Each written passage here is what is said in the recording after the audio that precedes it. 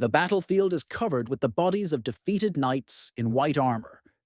Knights lie next to each other. Their armor is covered in blood. Lightning strikes from the sky with thunder. In the light of lightning, you can see the battle, where the fighting frenzy consumed both sides and the bodies of the dead soldiers. Judging by the scale, it was a bloody and epic battle, full of heroism and greatness. Stepping over the bodies of the fallen, a young man dressed in brown armor heads straight through the chaos of the battle. His face is crossed by a deep scar which slightly distorts the beauty of the young man, and his eyes are full of anger and determination. With one hand, he holds his right side, and with the other he drags behind him a huge war hammer of an unusual shape. He thinks of this battle as a great tragedy. A humanoid monster appears before him, whose powerful torso is covered with fur and whose head is crowned with horns. His animal mouth is full of sharp teeth. This is the Shrevugodi, demonic beast king, a young warrior of the symbol with a fierce gaze, full of readiness and determination for battle, looks at the demonic opponent. The boy is ready to engage in battle with the monster, regardless of the outcome of the battle. He floats high into the air, clutching the hammer tightly in his hands. The weapon glows red. This should be followed by a powerful blow. A snarl of anger escapes the boy's lips. The monster defends itself with a paw, but the hero reaches for the monster with his weapon. The fighting spirit of the opponents permeates the air. The warrior partially understands the absurdity of such an attack. The lord of the demon beasts looks down on the young man. The beast's face smiles, and the demon tells the boy to surrender because all his efforts are in vain. The warrior looks at the enemy with hatred in his eyes, and with a challenge and iron in his voice, tells him to shut up because he's making too much noise. With a very loud sound, similar to the sound of a meteorite, the hammer breaks the monster's hand. The young man finds himself at the monster's feet. He leans on his weapon. The boy's gaze is self-absorbed. The warrior sits in a deep crater created by his landing. Beside him lies the severed paw of a demon lord. The guy says that it has become very quiet. He leans on his hammer, the handle of which he grips tightly. In the body of the young warrior there is a terrible through wound on the stomach. With a bloody hand that burns with magical energy, he tries to cover the wound. But the boy's efforts are in vain, because the wound is very big. The expression on his face is full of pain and the realization that he doesn't have enough energy to heal. He reflects on the moment when his life went the wrong way. A young boy, dressed in brown leather armor, examines his hands with curiosity and surprise. Against the background of the fortress wall, two boys are running along the path. One of them is dressed in armor and holds a staff. These guys belong to the most famous knightly families and aristocracy. The main character looks up, and his gaze is filled with a sense of his own strength, significance, and dignity, because he himself achieved his knighthood through trial and error. A warrior stands on a rock. The city spread out at the foot of the rock. It burns. The boy reflects on the fact that if he had worked harder and put in more effort, he would have been able to protect the continent. The main character's hand stops glowing with a mysterious blue light. He ran out of mana. The combat shawl leaves the boy. The young man realizes that the demon lord he defeated possessed extraordinary power. But he is only the captain of the 7th Army Corps. The boy begins to understand the scale of the problem. Black silhouettes of demonic entities with red eyes appear from the darkness. These are the leaders and ringleaders of the demonic army that invaded the continent. A warrior sits in a crater. He tightly grips the handle of the hammer in his hands. The hammer itself is covered in the blood of the enemy. The boy has a wound on his stomach. His eyes show the understanding that the situation is hopeless. He hears someone calling him, turns his head, and looks at him with a tired but surprised look. A gray-haired man in expensive armor calls to him. A man in gold-colored armor looks at the young man. The man's hair and beard are completely grey. This is the Sword Emperor Esgard, Thon, Valenti. He asks if the warrior is still alive. The man's eyes are covered. Hair and beard are dusted with dust. Blood trickles from the mouth. He informs the young warrior that in death. But before leaving the world, I wanted to ask the boy a question. The Emperor lies impaled by a claw on the severed paw of the fallen demon lord. He asks the young warrior why he did not run away from the battlefield, because he was born in poverty and suffered for a long time. The boy, whose clothes are soaked in blood, replies that he has always been interested in hearing what old people talk about before they die. He rests one hand on the handle of his hammer. The young man is covered in blood. He shouts that he does not like to be weak and appear weak, and that a real man holds his head high and does not think of desertion. The emperor laughs loudly at the warrior's idea of desertion. His face shows an ironic attitude towards the young man's words. The young man looks at the old man with resentment in his eyes and says that the old man still has the strength to laugh in the face of death. The emperor asks that the boy find him when he returns. He tells the man that he does not understand what he means. The old man continues to say that he won't believe a warrior when he just shows up to him. And that's why the guy has to remember one secret. The emperor gives the young man a ring and calls the boy the name of his first daughter, Lilia. The parents gave their daughter this name in honor of their favorite flower. And this is a secret that only two people know about. The boy's hands begin to glow with a magical blue light. He looks at them with surprise and incomprehension. At this time, the emperor turns to the boy and asks to find him as soon as possible. The guy doesn't understand. There is a bed in a room with a stone floor. A little boy is lying on it. A girl is sitting on a chair near the bed. She bent over the boy's lap. The boy is beaten. The boy looks at the girl leaning over him. He notes that the dead also see dreams because the girl is his sister, whose death he saw. These are the memories of a young warrior. A girl is sitting on a cobblestone. She covers the boy with her body from the blows of two men. One of the men approaches and asks the girl about the ring, which she hid somewhere and does not admit. The men enter the room where the boy and girl are. One of them kicks the chair on which the girl is sitting. She falls to the floor with a thud and is unusual for a person.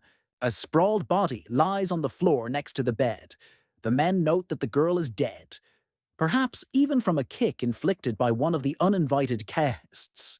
They take the girl's body in their arms and drag it along the floor to the door.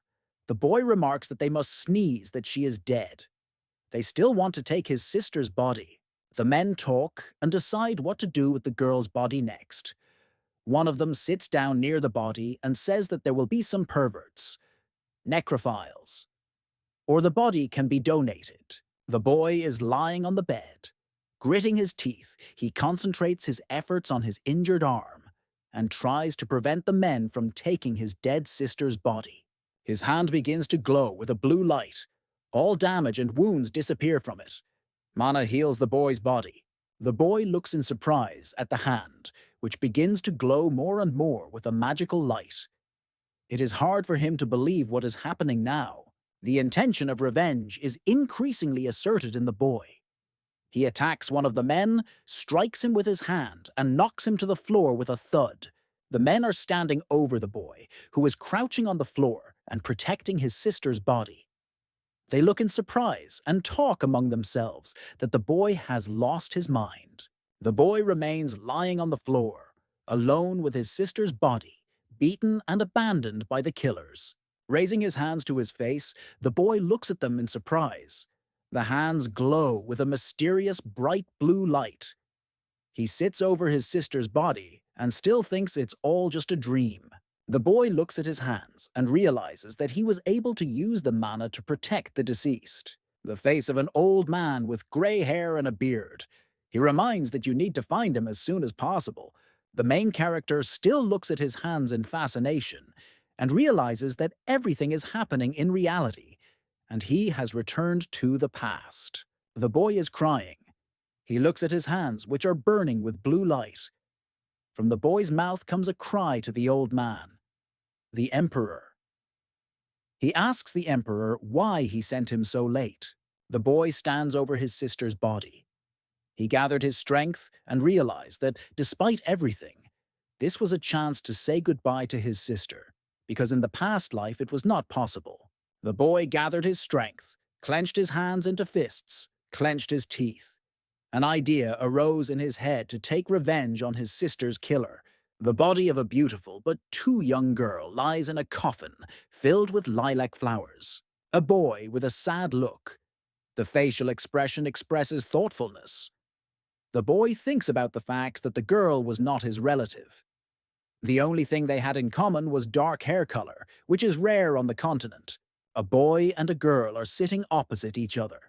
The girl took the boy's cheeks with her hands, which was clearly not to his liking. The boy thinks that he reminded her of the brother she lost.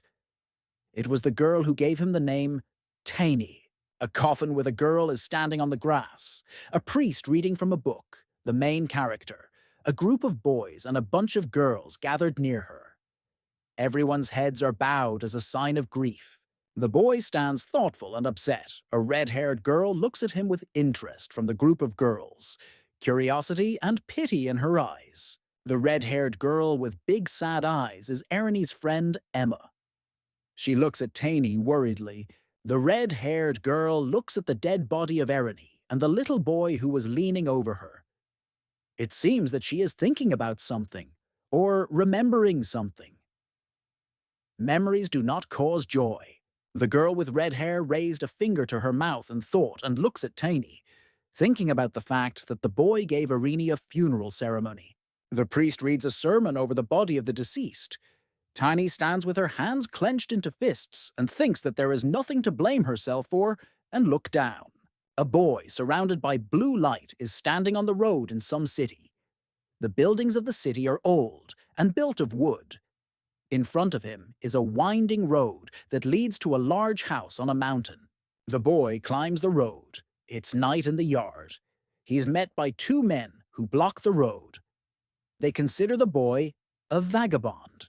Is the boy mean and looks at men with anger and asks them if a thug named Vovk is there? The question causes surprise in men. One of the men quickly puts his hand over the boy and tries to hit Tainy.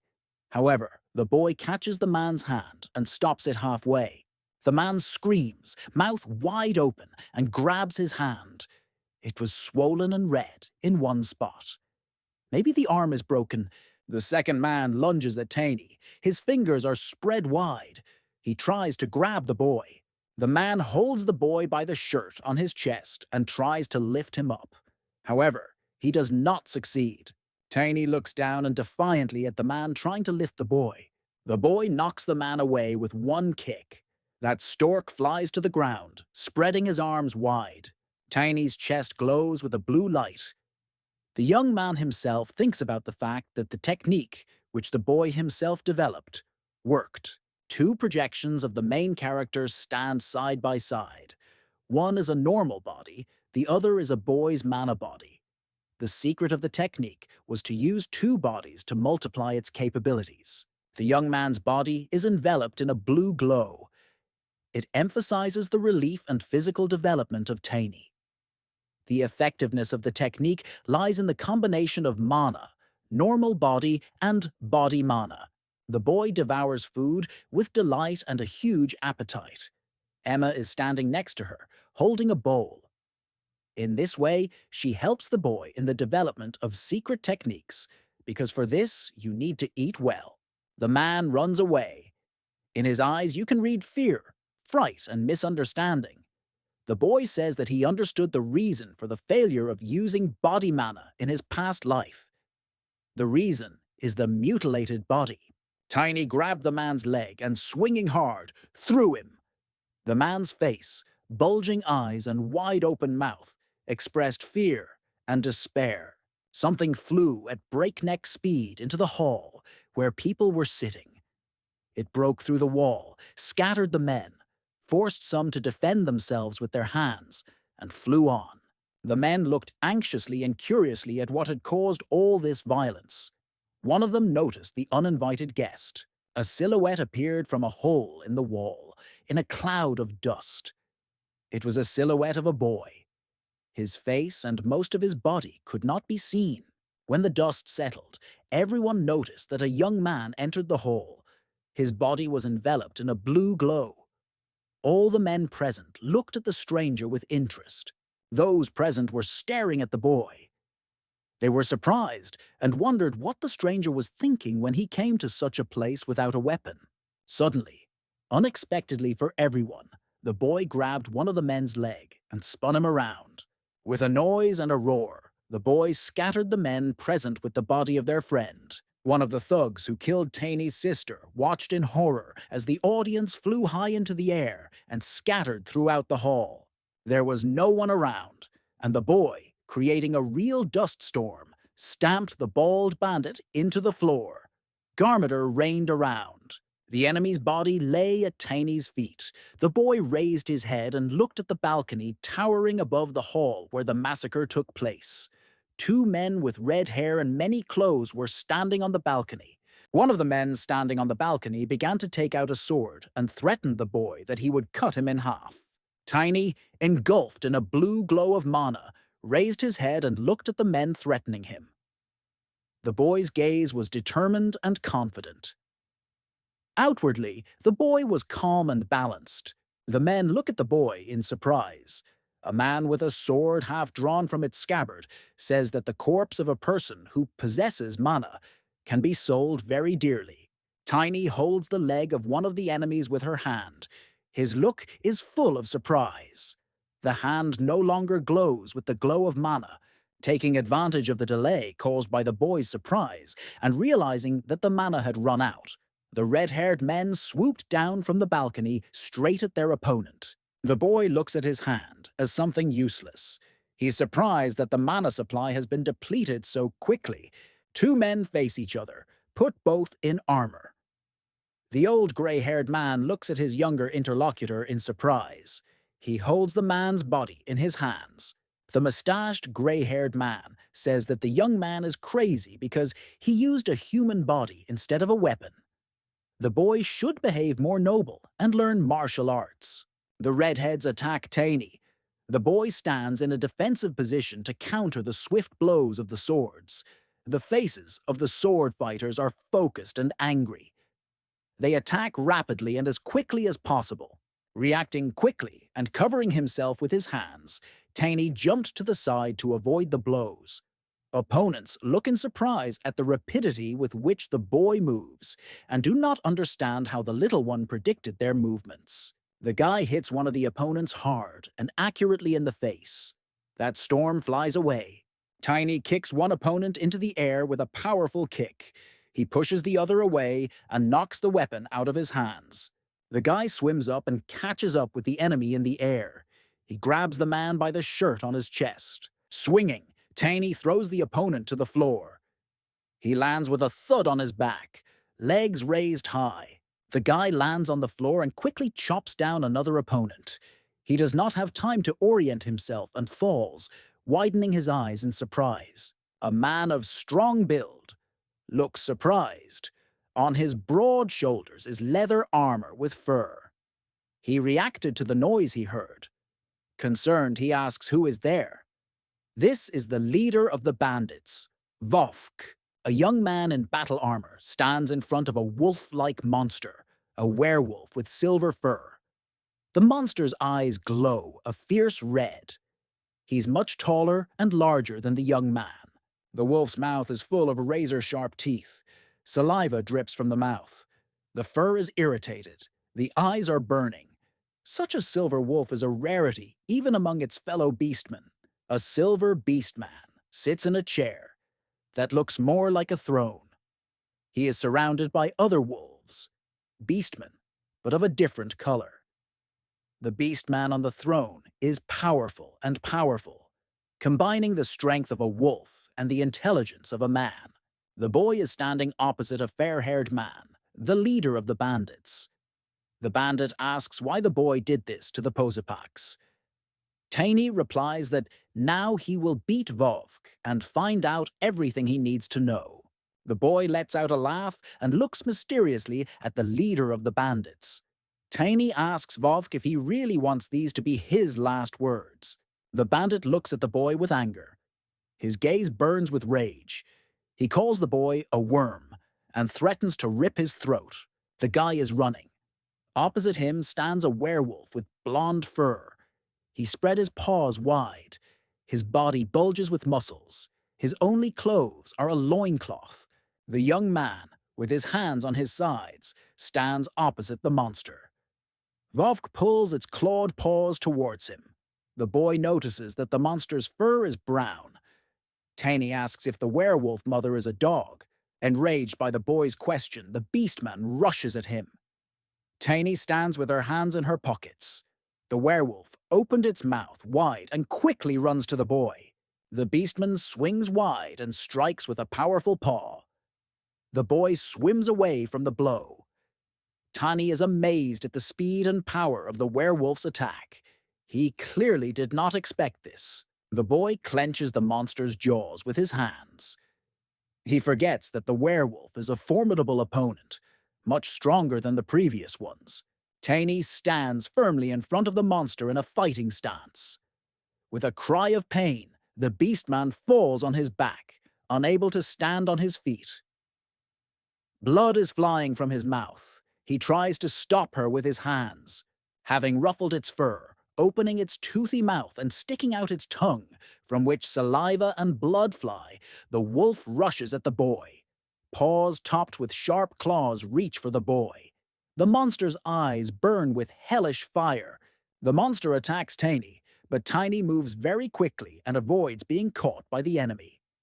The boy's movements are incredibly fast. He swims around the werewolf, not giving it a chance. The boy counterattacks Vovka, rapidly approaches him, and is ready to strike. Tiny swung his leg high and hit the enemy. Throwing his hands up, the werewolf collapsed back. A scream escaped from his mouth and blood flew. A monster is lying on the floor. The boy approaches him and tells him not to rush to die, because the young man has only just begun. The boy gave a strong kick to the enemy. The werewolf flew to the wall. Tiny mentioned that the monster has a very good regeneration, so you can be more rough with it. Vove crashed into the stone wall with a thud. He is all battered and tattered. The wool stands on end. The eyes are surprised. There is a large, deep crack in the wall above the mouth of the defeated werewolf. Some kind of pentagram burns in it with a blue glow. Tiny looks at the place where his opponent's body lies. The body itself is not visible due to a cloud of dust, but the boy sees a blue glow in the wall and watches with interest. A beaten man lies under the wall. This is the bandit Vovk in human form. Above him stands Tiny. He hid his hands in his pockets. A red, precious stone lies at the boy's feet. A frightened, beaten bandit, whose body is covered with bruises and scratches, asks the boy what he is doing here and what he needs. A man is sitting on the floor.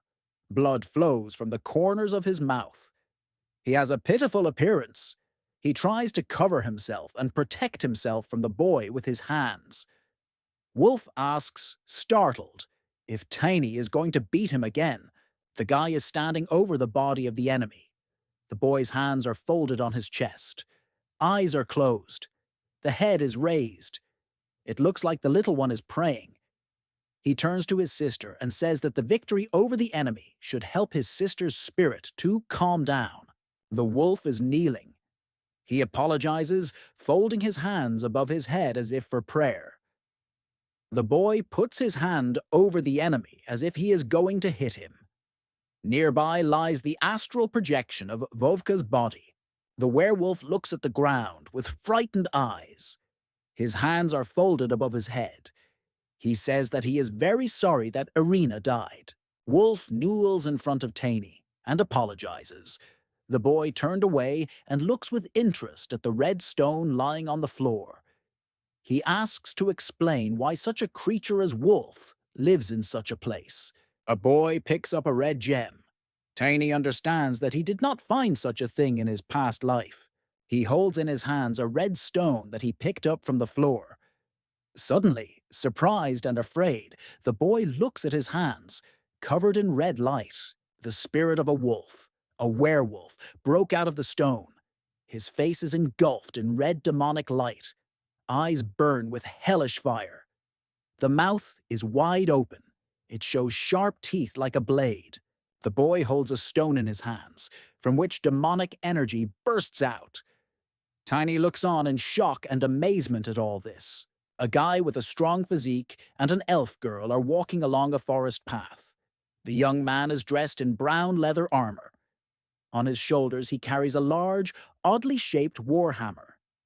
The elf carries a bow in her hands. A young man notices the spirit of a deer in a forest clearing among the old centuries-old trees.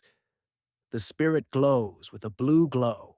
The elf walks on without turning around. She tells the boy that these mystical creatures live in this forest and explains that they became so due to the accumulation of mana in the bodies of these animals over a long period of time.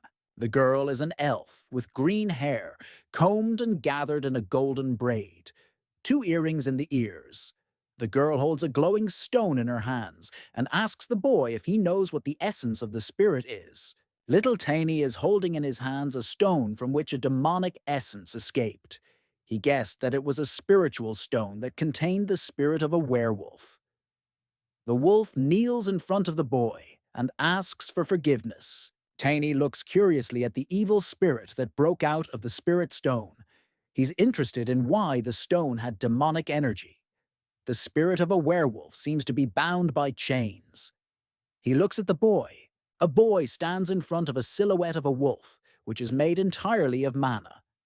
In Tiny's hands is the demon's soul stone. He squeezes him tightly, and demonic bonds fall from the wolf. A huge wolf stands in the middle of the night forest. His eyes glow with red light. His fur is ruffled.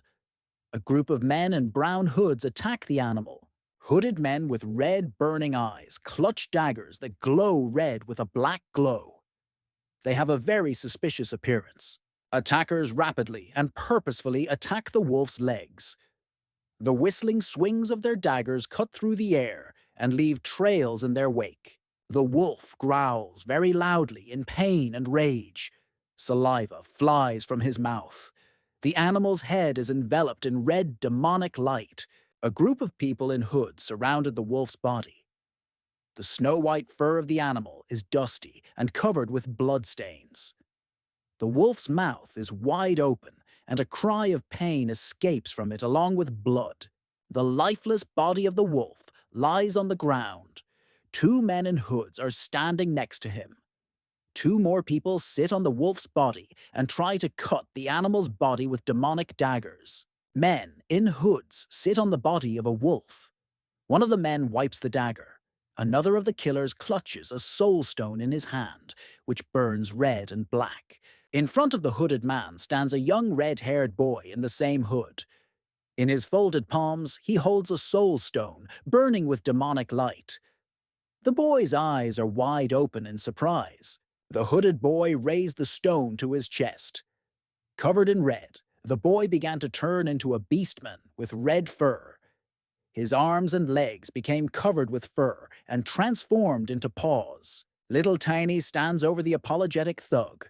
The boy, with a thoughtful look on his face, asks his beaten rival who created him. The spirit of the wolf looks at the bandit.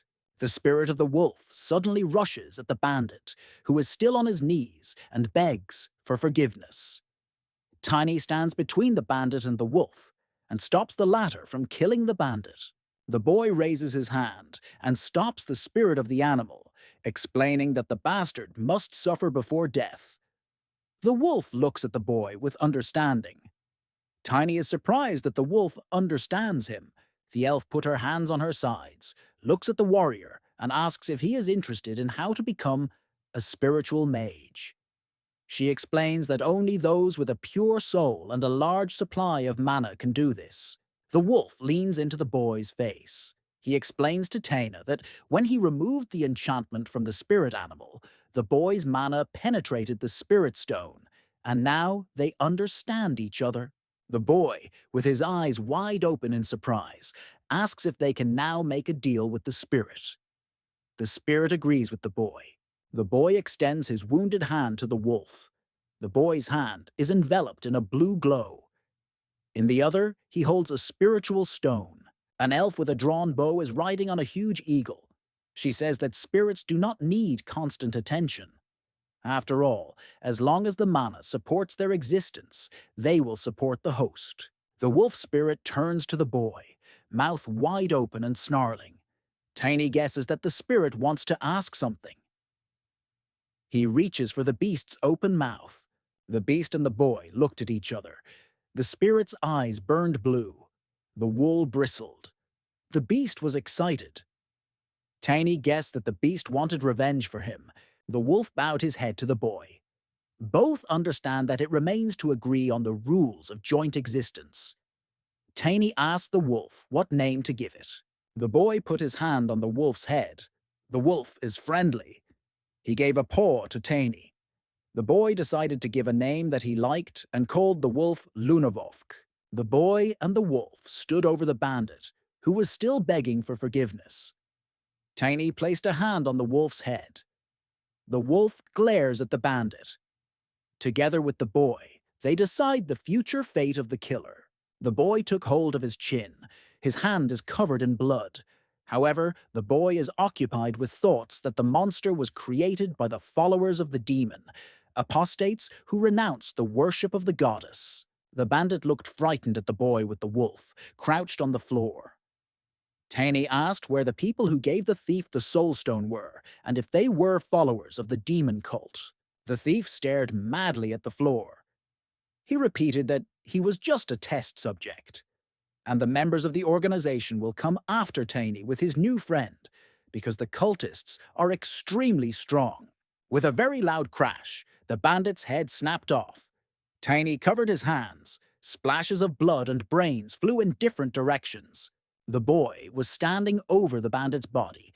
There was no head on the thief's shoulders. Instead, a pool of dark red blood spilled out. The boy thought about the fact that a special spell had worked, which tore his head off. The boy was looking at the wall, with a deep crack in it, with interest. In the crack, a mysterious symbol was burning with blue light, which appeared immediately after defeating the enemy. Tiny swung and used the body of the deceased to break a hole in the wall, where there was a crack in which a symbol flickered blue. Behind the wall was a room.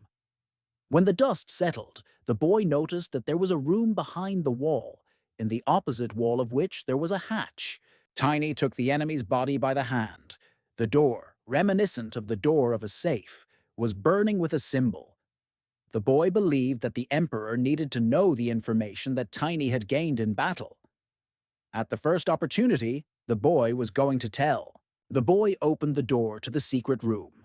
The wolf stood behind him and peered into the room with interest. It was full of jewels. There was a stack of books and a large chest with gold. The boy was holding a golden seal with a bird in his hands. Among all the treasures in the room, Tiny's attention was drawn to a seal, for it was the ancestral seal of the Valentia family. A little boy is sitting under the wall of the house. A well-dressed woman with white hair is standing next to him on the street. A guard with red hair stands nearby. A well-dressed girl removes a ring from her finger. Her guard, dressed in armor and holding a sword, is most likely a girl. She looks at this scene with doubt. A hand in a white glove hands a gold ring into the hands of a beggar boy. The owner tells the beggar to take the ring and look for it after a certain time, because she can help him. A girl in a blue light dress and white high-heeled shoes is happy and smiling. This is Loya, Thon, Valentia, the youngest daughter of the Sword Emperor. A girl in a dress stands in the crowd and holds the hands of an old woman. Next to the girl is her bodyguard. The crowd looks at the girl with delight. Everyone knows about the kindness of the Emperor's youngest daughter. A carriage drives along a country road. People work in the field and look at the richly decorated carrot. They wave their hands in a friendly way, greeting a young girl sitting in a carriage. It is a tradition to watch your lands. In the cathedral, there is a tall statue of a woman with her arms wide open. As if trying to hug her, a young girl is kneeling at the foot of the statue. She placed flowers at the feet of the statue. Tiny holds a gold ring in her hand, which sparkles brightly in the sun, and looks at it carefully. He thinks that now he can return it to its owner and enlist her support. The boy hides the ring in his pocket with blood-smeared hands. He thinks that with the ring, it will be easier for him to meet the emperor. Bodies lie in the middle of the hall between the wreckage of tables and chairs. A group of men is standing in the hall. A tall, bald man in shining armor stands out among them. The men look at each other in fear. The face of the man in armor is confused. A group of men behind him smile nervously and say that the boy who grabbed the bandit's leg caused such a ruckus. A man in armor looks evilly at his interlocutors, who try to hide from him with their hands. He reminds them not to rely heavily on drugs. A man is lying on the crushed steps, swinging his leg. Encased in a patchwork boot, the bald man knocks the body down the stairs and says that the wolf does not look after his wards. This will be an excuse to raise their fees. A bald, stocky man in light armor with a sword and a scabbard stands in the middle of a hall filled with broken furniture.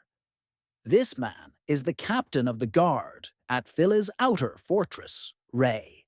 A boy descends the stairs. The men point to him and say that he caused the fire. The man in the armor asks the boy in surprise if this is true. The man's face is angry. He raised his eyebrows and with undisguised rage asks the boy if he realizes what he has done. The guy is standing on the stairs. He leans his bleeding hand on the railing and tells the knight that he just dealt with the robbers who are paying the captain for cover. The knight angrily asks if the boy has any sense of fear, and the next moment rushes at the boy. The gauntlets burn with fire. The guy calmly stands in place, ready for an enemy attack.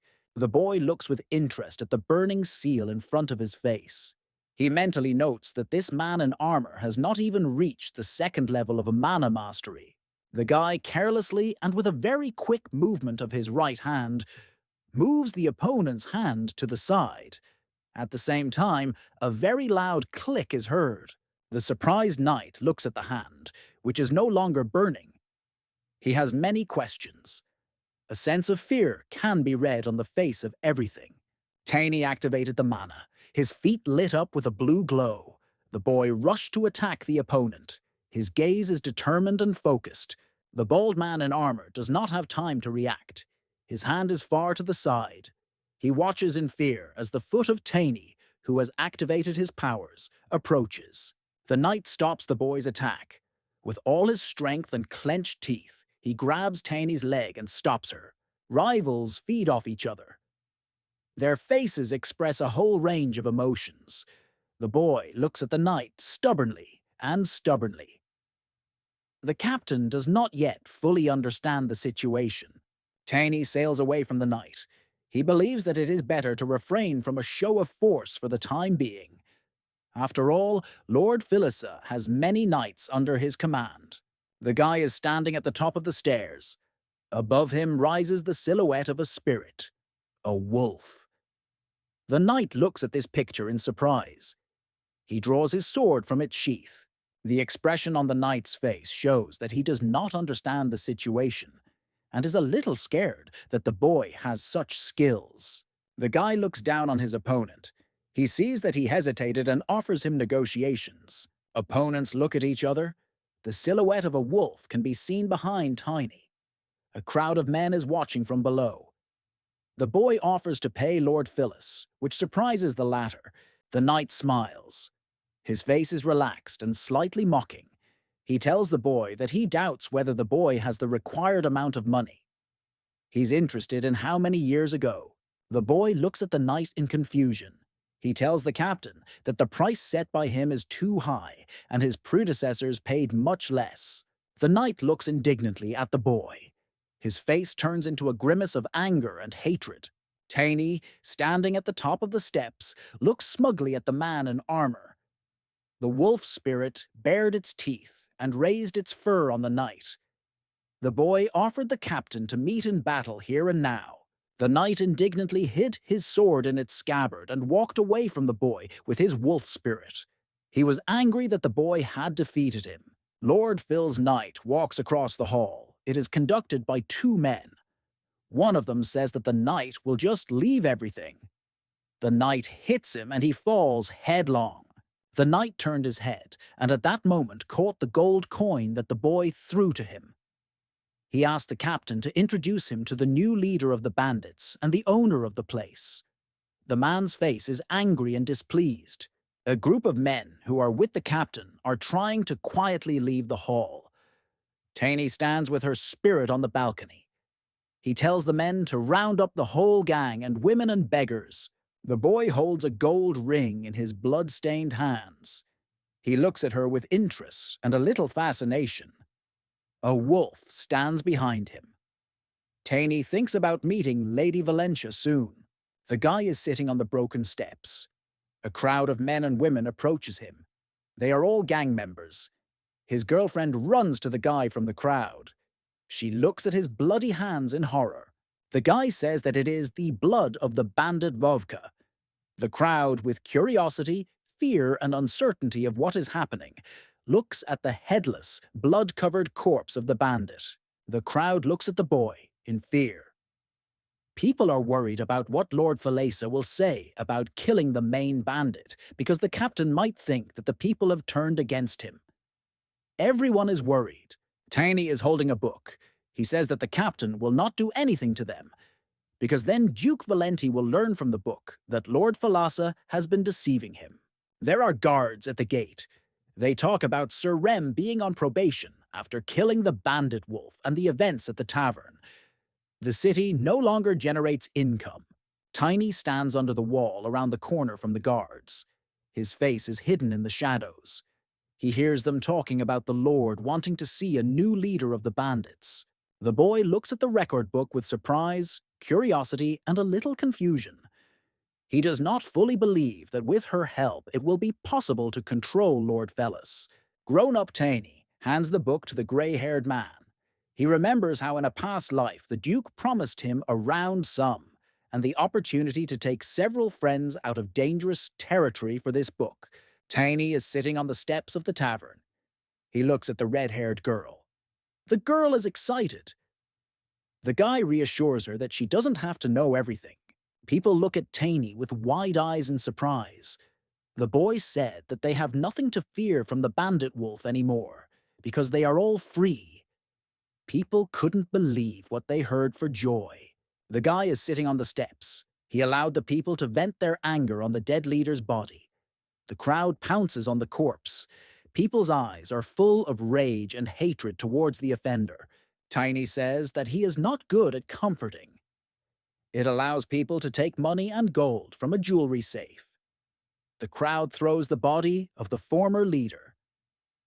The guy understands that money is the best pleasure. The boy is standing near the safe. He has a book in his hands. He refuses to take money from the safe, arguing that he has already taken what he needs. People can't believe their eyes. They whisper to each other. The crowd looks into the safe. The whispers flying over the crowd indicate that people are seeing so much wealth in one place for the first time. Their eyes light up greedily and with the desire to make money. The boy is standing near the safe. A wolf spirit appears behind him. Taney warns everyone present so that no one thinks of grabbing extra or doing something bad to get hold of the money. Taney talks to Emiyu and advises her to go to Diane. Go in groups, and even better hire a mercenary in the guild for protection. She asks what Taney will do. He answers that he still has work to do. Taney stands in front of the guard. The guards blocked his way into the yard with halberds. They are surprised that it is a boy and mock him, saying that commoners are not allowed in the yard. The boy summons a wolf spirit. The guards run away. It is Smokey. The wolf looks with satisfaction at the results of his appearance. Tiny stands with her hands in her pockets. A boy stands in front of a man in a green uniform. At the man's side is a saber. Another man is standing next to them. The man in the green uniform is the master of the Crane Order. He points out that Taney is much younger. The master of the order reaches for his saber. He is outraged by the boy's behavior, threatens him for bad behavior. The master's hand begins to glow with a light similar to fire. Taney stands across from the man in uniform. The face of the master of the order is angry and indignant. The boy tells him that he should not act like a noble and important person and not be an idiot. The boy looks at the master of the order with a calm and slightly superior look. He tries to pull out the saber. Taney warns that he is a guest and accuses Kron of being the worst person in the order. The master of the order almost completely drew the sword from its scabbard. A butler appears between him and the boy, warning Kron against rash decisions and actions and that the lord is expecting a guest. Taney, accompanied by the master, enters the richly decorated rooms of the lord. There are flags hanging on the walls of the room. Lord is sitting on the sofa and drinking wine. He has red hair, combed back. Taney kneels before the lord. He puts his hand to his heart in a chivalrous salute. The boy says that it is an honor for him to meet Lord Phyllis. Lord Felisa is a young man in a blue jacket and red shirt. He sits on the sofa and asks Taney where he learned the manners of a knight, and is good at pretending to be a knight. The guy is surprised. After all, the lord he remembers from his past life was completely different. Taney thinks that this is still the aristocrat that the boy was familiar with. Looking at the lord with a look full of loyalty and respect, the boy said that he wanted to go to the service of the nobleman. Taney's hopes were set on the book and the impact it is making. Lord is calmly stretched out in the chair and looks at the little one with interest. The master of the order reacts indignantly to the boy's phrase that the servant and the master should be treated equally. The nobleman is sitting in a chair. Next to him stands the master of the order. Surprise on their faces. The boy answered the question of how old he was and whether he had gnomes or elves in his family. The lord looks down on the boy. They stand against each other. The aristocrat asks to explain why the boy wants to work for the lord, although recently he has greatly damaged the business and income. The boy stands before an aristocrat and a master of the order. He will explain to them that it was done for the good of the lord himself. He does not understand this motivation and says that he now doubts the boy's adequacy. Cran looks at the lord and tells him that he can deal with the boy in a moment for his inappropriate words. The guy argues his position by the fact that the duke banned drugs and prostitution.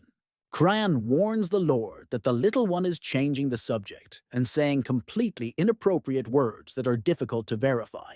The lord quickly turned and pointed the master of the order to his place. He humbly bowed his head and asked for forgiveness from his master. The boy was told by the aristocrat that his approach was correct. Taney bowed his head in respect.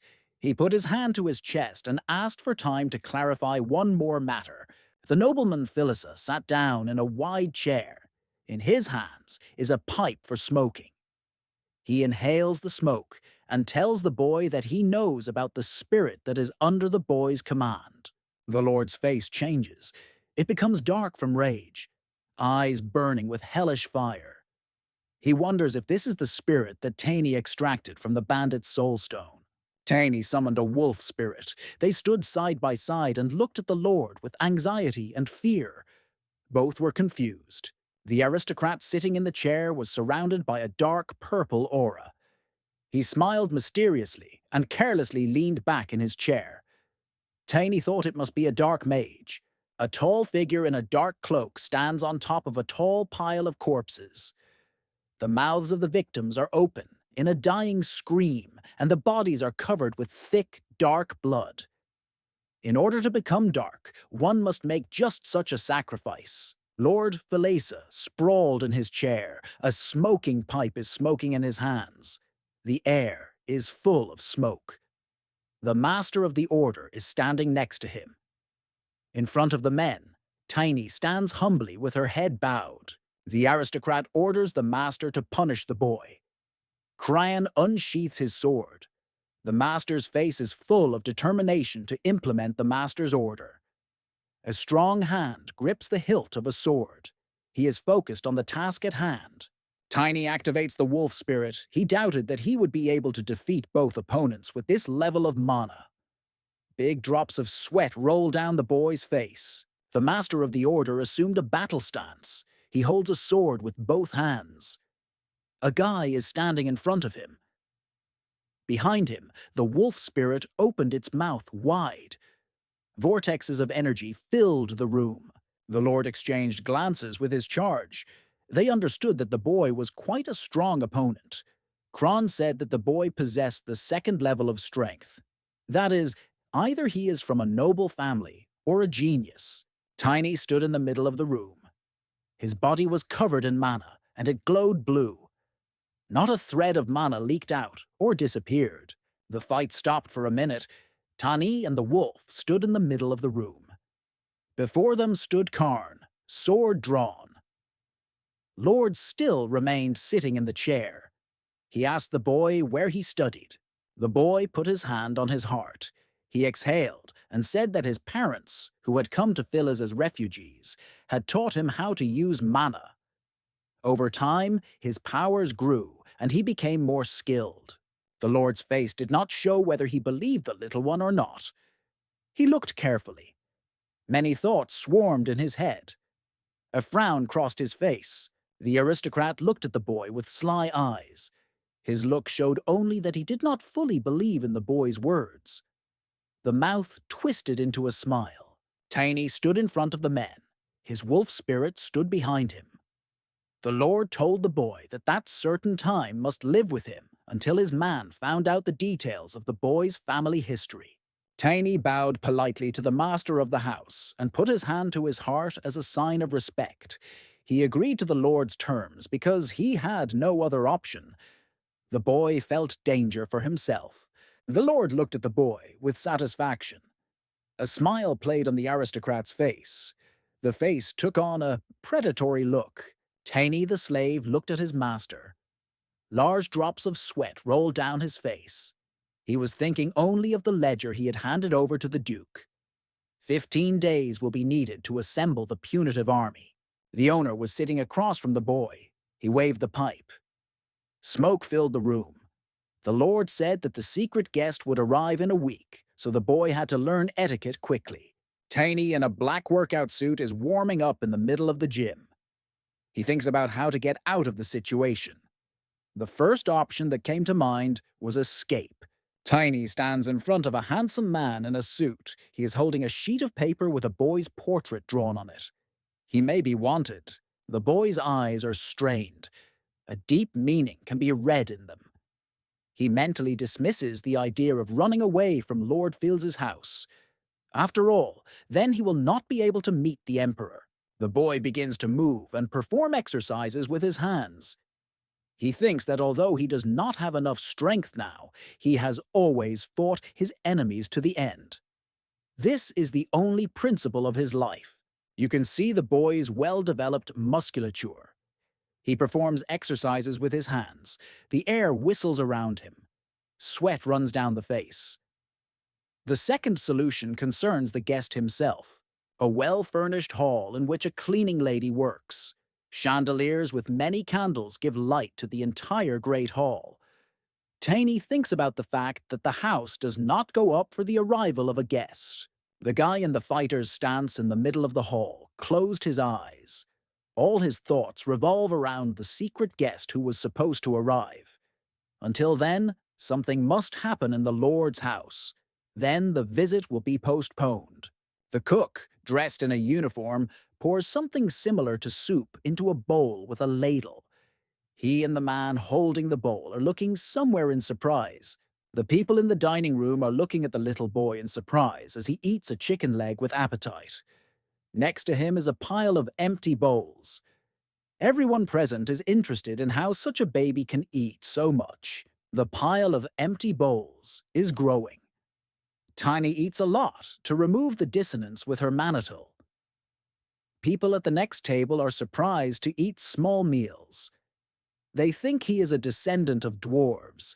Taney was engrossed in eating food and did not notice how a very tall, broad-shouldered man appeared next to him. The man's hair and beard were blue. This giant was dressed in full armor. The man folded his hands on his chest and stood over the child. The giant asked the boy if he was the vagabond raised by the dogs. Taney continued to nibble on the piece of meat impassively. Taney, holding a gnawed bone in her hands, looks surprised at the man who demands at least a little respect from the little one. The boy replies that an adult who clings to children does not deserve respect. He pokes the man's armor with a bone and calls him a piece of shit. The man is very unhappy about this. He gets angry. He smashes the table Tiny was sitting at with one punch. The bowls and everything that was on the table are flying around the dining room with a crash in all directions. A mustachioed man at the next table tries to calm the giant in armor so that he does not touch the child. The master of the order appears behind the man and tells the giant to continue. Tiny sits calmly on the chair. He looks down on men, offers them to continue. The boy himself guesses that they are trying to test his abilities. A crowd of people is standing on a large, trampled square, surrounded by tents and various weapons. They all look at the two opponents facing each other. He is a boy and a tall, stocky man. A tall man with blue hair and a beard, dressed in armor, looks predatory and rubs his hands. He boasts that he will personally teach and put the boy in his place. A guy in armor stands relaxed in front of a man. He keeps his hands in his pockets and nonchalantly asks the knight if he is absolutely sure of this. The knight is determined and serious. In a loud, commanding voice, he orders the boy to pick up his sword and start fighting, and after that, he will deal with the impudent kid in a second. The boy, without taking his hands out of his pockets, lightly kicks the knight under the knees. A pile of dust is rising. The giant in armor did not expect to be attacked like this. The enraged knight attacks the little one. However, he evades the extremely strong blow of the enemy. He crouches down, activates mana, and prepares to attack in his usual manner. The boy kicks the knight on the legs. The boy's legs glow with a blue glow, and he knocks his opponent down with one leg that bends at an unusual angle. The man in armor begins to fall on his side. The man looks at his feet in surprise. He activated his mana. A red glow covers the legs. The captain does not give up because he cannot lose to the snuffer. The knight, towering above the boy's head, with a loud cry, swings both hands and is ready to crush the boy who had the audacity to embarrass himself in front of his comrades.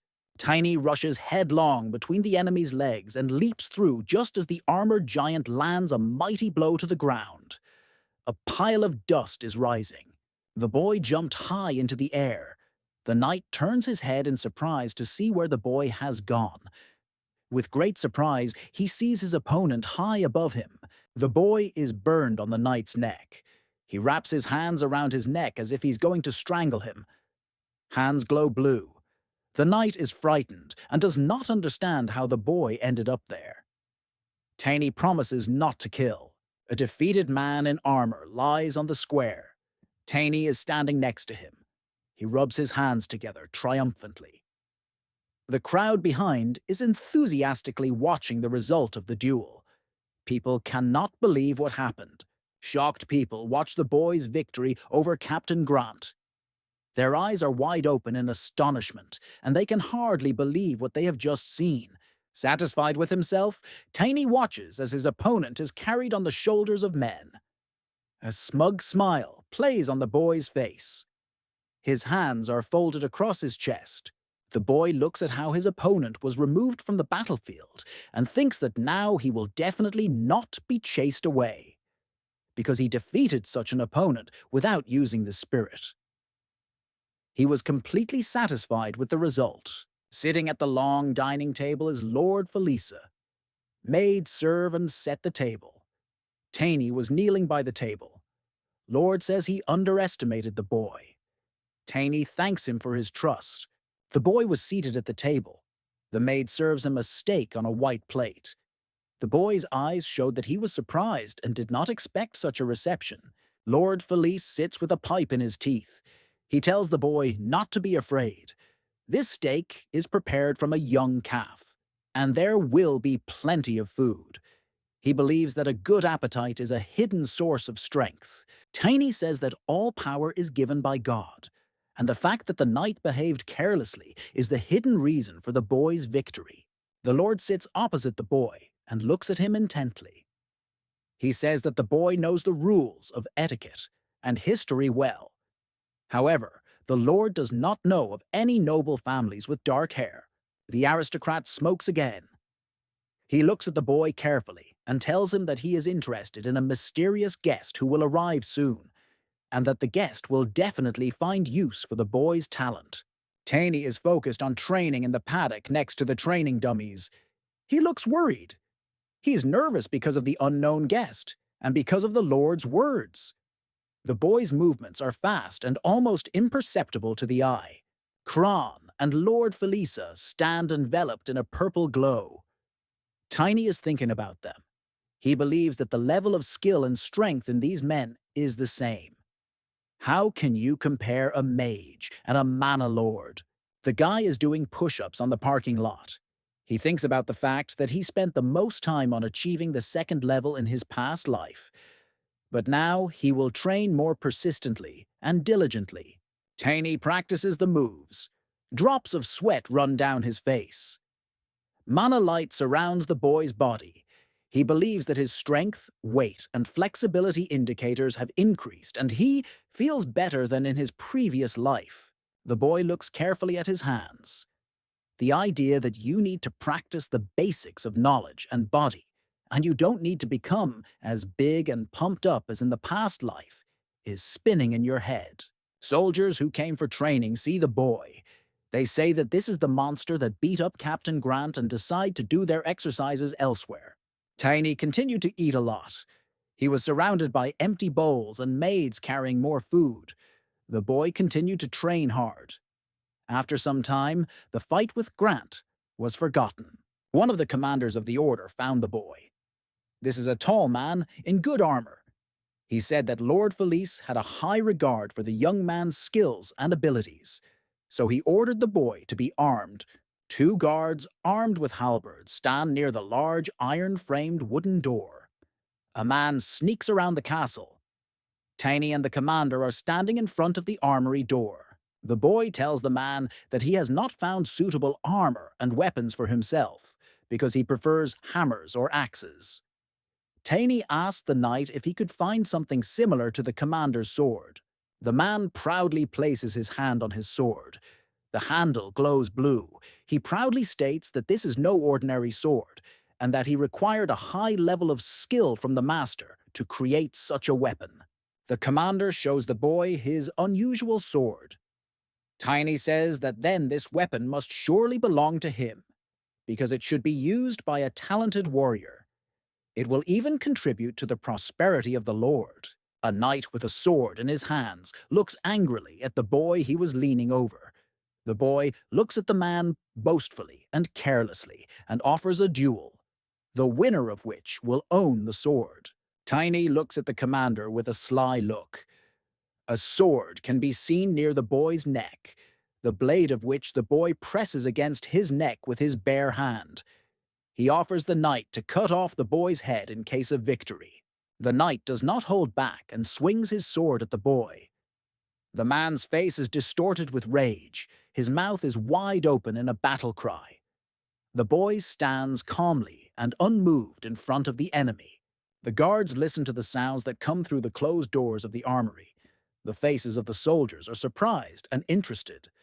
One of them leans his ear against the door to eavesdrop. Suddenly the door opened and a boy came out of the armory. He is badly beaten and tired, and leans on a sword wrapped in rags. The soldiers look at this boy in surprise, not understanding what happened. Soldiers and servants look at the boy who wandered down the corridor, leaning on his sword. They say that the younger and more talented a person is, the more problems he has. The servant sends Tiny a worried look. The maids pitifully ask the beaten boy what happened to him. The little one replies that it's okay and sends them off to rest. Lord Felessa sits in a chair in the center of the dimly lit room. The butler serves him, pouring something into a glass. The aristocrat propped his head with his hand and is worried about something. An aristocrat holds a glass in his hands, looking at the contents. The butler bowed to his master. The lord, with a worried face, asked the servants what happened to the victims. The servant replied that they were at their disposal. The lord releases the butler. The face of the aristocrat is worried, even a little scared. He understands that when the boy turns out not to be from the family he thought, they will both pay a terrible price. However, the lord is sure that the boy is from a noble and respectable family, because he has such talent and knows the basics of etiquette and history. Taney stood before the aristocrat's inner gaze. A nobleman, dressed in a light white shirt, is lying in bed. He thinks that a mysterious guest will appear as soon as possible to clarify the situation. Suddenly, the wind hears the sounds of warning magic. Lord gets up to see what is distracting him from his sleep. At this moment, the boy pierces the aristocrat's chest with a magic sword. Blood splatters everywhere. The blade of the sword emerges from the victim's back. The nobleman's eyes rolled. He is covered in blood, pouring from a pierced chest in which a sword is visible. A mute question is read in the look of who killed him, and for what. The frightened maid covers her mouth with her hands. Another servant and a butler are heading towards her. The servant saw the dead master and screams. A crowd of knights of the order gathered over the bloody body of the master lying on the bed. They are surprised by the condition of the lord's body and realize that he was a dark mage. A mustachioed knight named Glenn says that the priest has already been and will inform the Imperial Investigation Department about the demonic energy that was raging around the dead man. The Emperor's men will arrive soon. The knights look disapprovingly at the deceased. Glenn bowed his head. It is difficult for the knight to understand how an aristocrat could make such a choice, lose his honor, and tarnish his centuries-old lineage. Suddenly, the knights turn their attention to the sword, still in the lord's body. They understand that this is the sword of their commander, but it's hard for them to believe it. Someone asks if the boy personally communicated with the aristocrat. The knights are still standing over the dead host's body as it begins to rapidly decompose. Someone present remembered how the Lord told Taney that he was the next contender for the position of a commander of the order. Glenn stands opposite the knights. He is full of determination and indignation and says that a small investigation is necessary to find the culprit and punish the crime. A knight with two serious companions stand in the middle of the corridor and interrogate two maids. The knight writes something down on a piece of paper. Glenn mentally compares the testimony of the armory guards who heard the strange noise. He also remembers the frightened and worried faces of the maids who saw Taney beaten. The knight called the boy for questioning. Taney says that the commander of the order did not give him a weapon, but he beat him very badly. The knight, with a thoughtful look, understands that everything points to the same person. The knight jumped up from the table where he was sitting. The knight's eyebrows drew together on the bridge of his nose in anger. He hit the table with his hand, encased in patchwork gloves, and said that the captain had been seen in the armory, and then he disappeared. The boy and Glenn sit across from each other at the table. The knight asks Taney if he saw anything suspicious in the commander's behavior. The boy says that the captain was angry with him and the lord. The guy leaves the room where the interrogation took place. He thinks about what he remembers the face of the interlocutor. In Taney's head, thoughts are brewing that no one can be trusted. The next morning, Glenn called the boy to him. They were sitting at the table. Taney was holding the mercenary token the knight had given him. Along with this, he promised to give money and recommendations to the boy. The knight smiles and gives a thumbs up. He advises the boy to listen to a person who has life experience, to get out of this place and not to dwell on his talent here. Taney thanks for the advice and smiles back. He says that he himself wanted to do the same. The boy thinks that the Emperor's investigators will not come to Phillies and that he must go to them himself. A boy stands in the middle of a deserted square of an ancient city. The roofs of the buildings are covered with light tiles. The city is flooded with sunlight. He thinks that Glenn will have a hard time alone without a lord and a commander. Suddenly, a white wolf appears in front of him. He wags his tail and looks kindly at the boy. The wolf's tongue is stuck out. He squats a little on his paws. The animal offers to saddle her. Tiny mounts the wolf. The boy smiles with delight. The animal's mouth is open and the tongue is visible. The boy notes that the spirit has become smaller in physical form. The guy mentions that the size of the spirit's physical body depends on the level of training of the person calling. Tiny sits on a wolf and activates mana abilities. They glow with a blue glow. A boy sits on a big wolf. Their bodies are enveloped in the glow of mana. The wolf's gaze is firm and confident.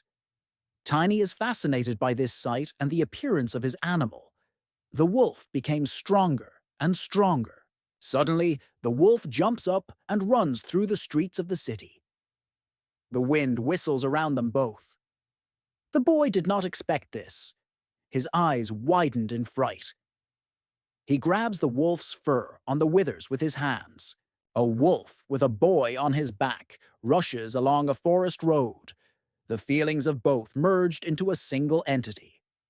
Tiny plans to get to the first place on the continent where the disaster happened before the demon army arrived. The guy is thinking about getting to the city of Karun, where the first disaster happened. In this city, a divine object, given by the goddess to the subjects, disappeared. A goddess surrounded by divine light and 7 colored spheres. She gives her subjects 7 relics, which should become a stronghold and the last hope of the human heart in difficult times. The guy's face is serious. The eyes are determined and serious. Tiny thinks that he will prevent misfortune from happening on the continent, become a strong warrior, and defeat the demon army that will come to the continent. A crowd of men and women stand in front of a notice board. They worry that the Emperor's investigators will soon arrive to investigate the death of Lord Philes, who was a dark mage. It's night outside. The stars shine brightly in the sky. A mysterious silhouette of a man in a hood approaches the destroyed guard at the gate. The soldier nervously clutches the spear shaft in his hands. With frightened eyes, the guards look at the hooded stranger approaching them. They try to defend themselves by raising and aiming their spears at the stranger. He does not pay attention to the soldier. A mysterious hooded figure raises his hand, and the soldiers on guard fall to the ground. Their eyes are empty. The stranger warns that people should not interfere in matters that do not concern them. The windows of Lord Phil's large manor light up the darkness of the night with large windows that pour light. Alleys and approaches to the estate are illuminated with lanterns. A knight in armor stands in the middle of the hall. He holds a letter in his hands and reads from it. A man scratches his chin with one hand. He looks worried. Suddenly, there is a loud knock on the door. The knight turned sharply at the sound. He saw a secret guest. The man with a surprised face pulled out a sword from his sheath with a quick movement of his hand and aimed it at the stranger. The knight asked who this guest was. A stranger in a long cloak and a hood pulled up over his eyes appears in the middle of the room. The features of the guest's face are more like women's. He has thin, narrow shoulders and a tall, slender figure. Mysterious raises his hand and snaps his fingers. A dark red glow envelops the fingers. He turns to the knight and asks to tell everything that is known about the death of the Lord. The knight with empty eyes stands in front of the stranger, to whom he tells about the circumstances of the death, and informs him where the body of the aristocrat is, hidden by order of the investigators of the imperial court. The narrow, fragile chin of the stranger is visible from behind the hood. The rest of the face is in shadow. He raises his finger and tells the knight that he will fall asleep now and will not remember anything afterwards.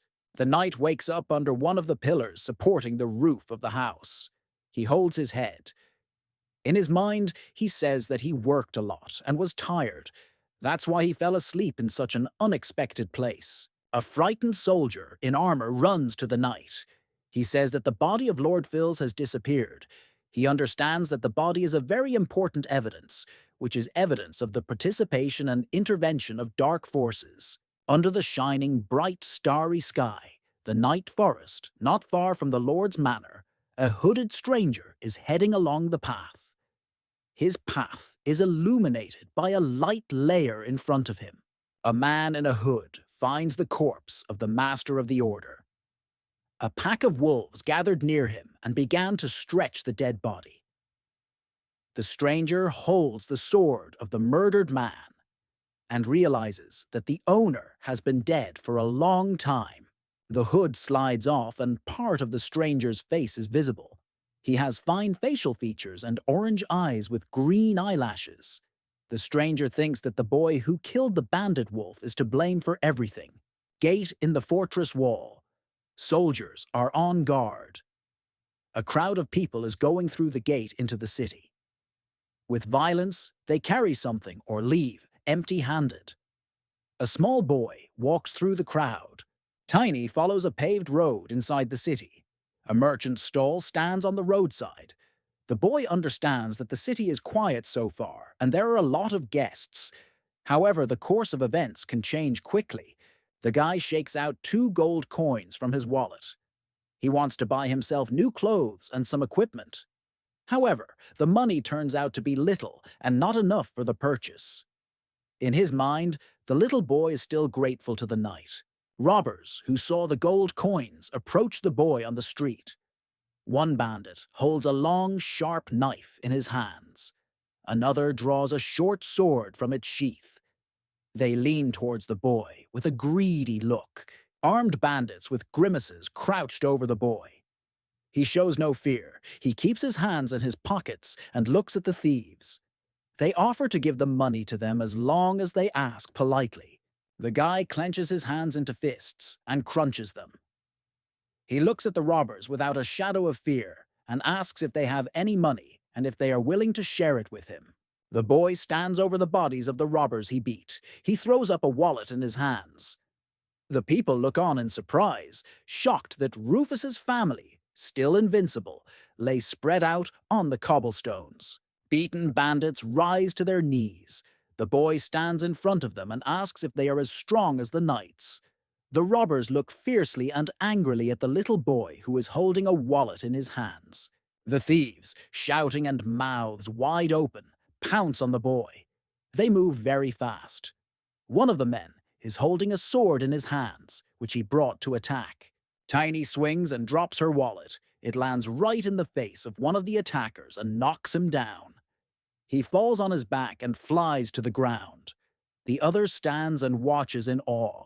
The boy's leg is stamped into the face of another robber. The thief's nose is pressed into the middle of the skull. The bodies of the robbers are again spread out on the cobblestones. A wallet lies at his feet. The guy slowly walks towards the wallet. Satisfied with himself and with joy in his eyes, Tiny smiles and pours a handful of gold coins from his wallet into his hand. He hears the threats of the robbers that their boss will not leave it so easily and will punish the little one. The cobbled street ends at a neat, large house covered with light tiles. There are a bunch of tubs, a watering can, and other household equipment near the house. A guy in armor is standing in the middle of the room. He holds a mace in his hands. Next to the boy stands a man who extols his armor and weapons. He says that the armor is made of the hide of an iron bull and protects well. Tiny tests the weapon and swings it in evaluation. The gunsmith admires the boy and his skill. The men outside the window look at the boy and conclude that they should not come close to him. The armorer leans over to the boy and curiously asks him what he is preparing for and whether this will be followed by some grandiose event. The boy says that he should not doubt it. Dressed in leather armor, Tiny runs through the city street, hurrying to meet the young Lady Valentia. In his hands, he clutches a battle club that he bought at the armory. Lady Valentia, her bodyguard, and a young man in a blue suit are walking down the city street. They are surrounded by knights in iron armor. The man says that the city of Lucentia is the largest city in the region. The guy raised his finger and enthusiastically, with enthusiasm, tells that the city is famous for its night markets and salmon.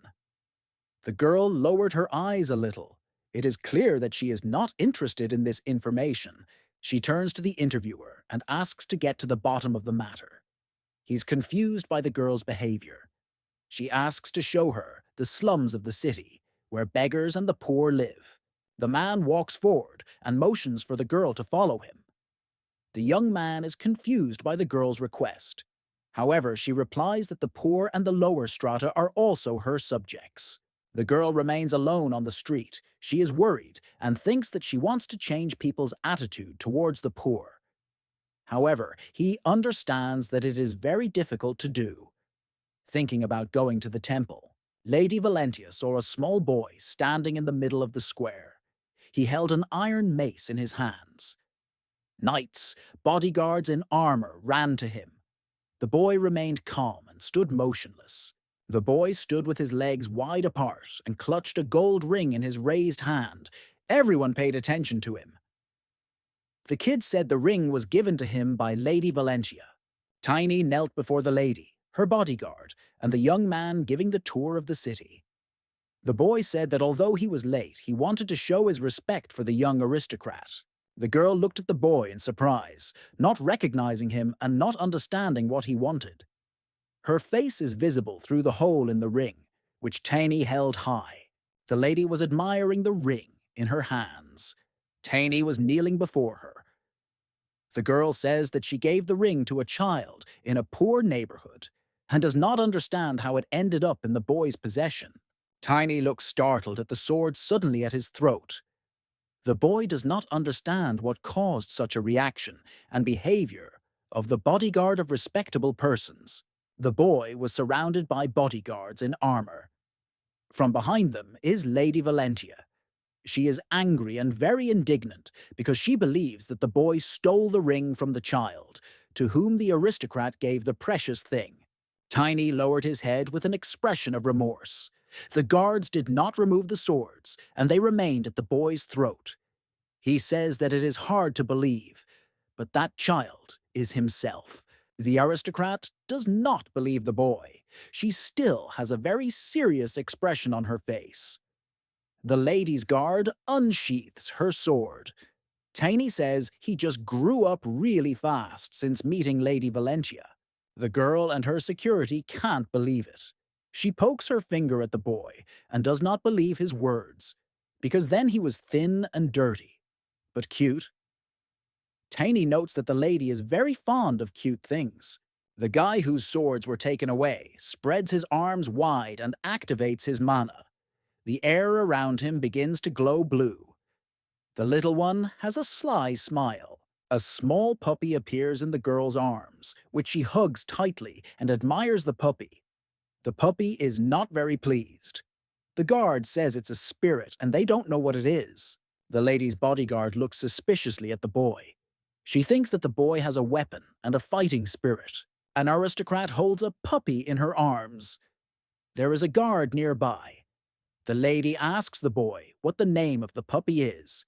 He replies that it is Luna Wolf, and in Western languages, it is Moon Wolf. The guard and the lady are amazed that the kid knows languages. Surrounded by soldiers in armor, the boy explains that it is thanks to the mana that he has changed physically and speaks different languages. The guard does not trust the child and begins to draw a sword to protect the mistress. The lady's bodyguard stands in front of her with a drawn sword. Edmund is standing next to him. He supports the redhead. The young man with a serious face says that the boy should be detained for further investigation. An aristocrat holds a puppy in her arms. Tiny turns to her, asking her to help him meet with the Duke. The guard looks at the landlady in surprise.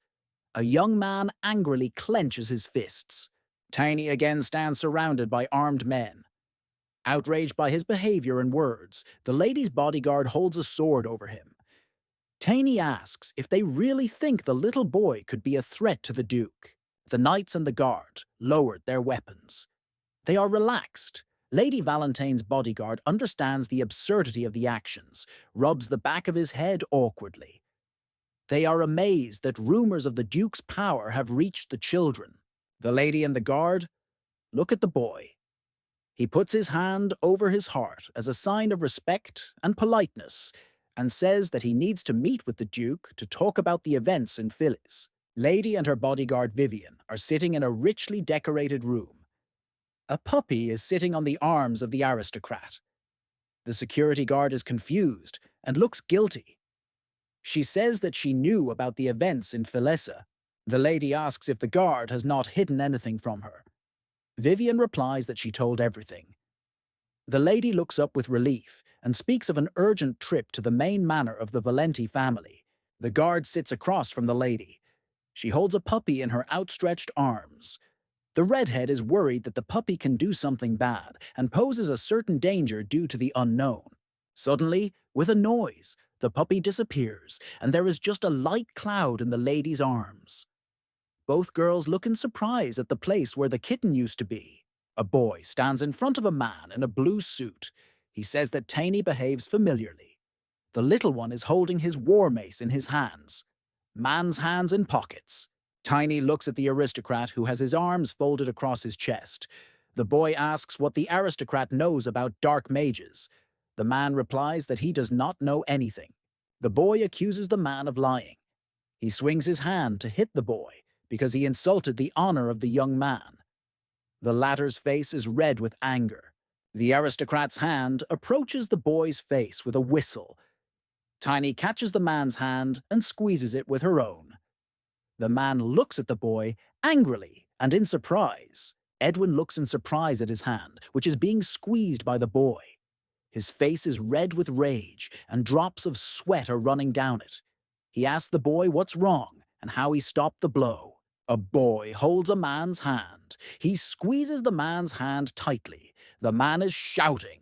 He is outraged by the boy's behavior and what he allows himself in the presence of an aristocrat.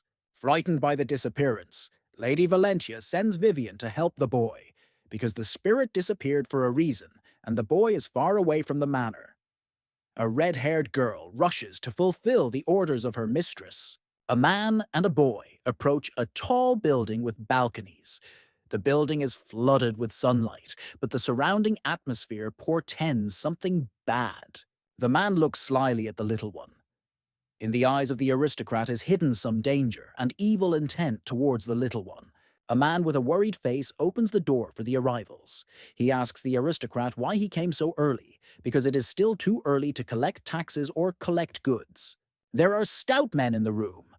The burly man in the brown shirt in front of everyone is the head of the Rufus gangster family. The aristocrat points his hand at the boy and orders the leader of the bandits to punish the boy for misbehaving with the nobles.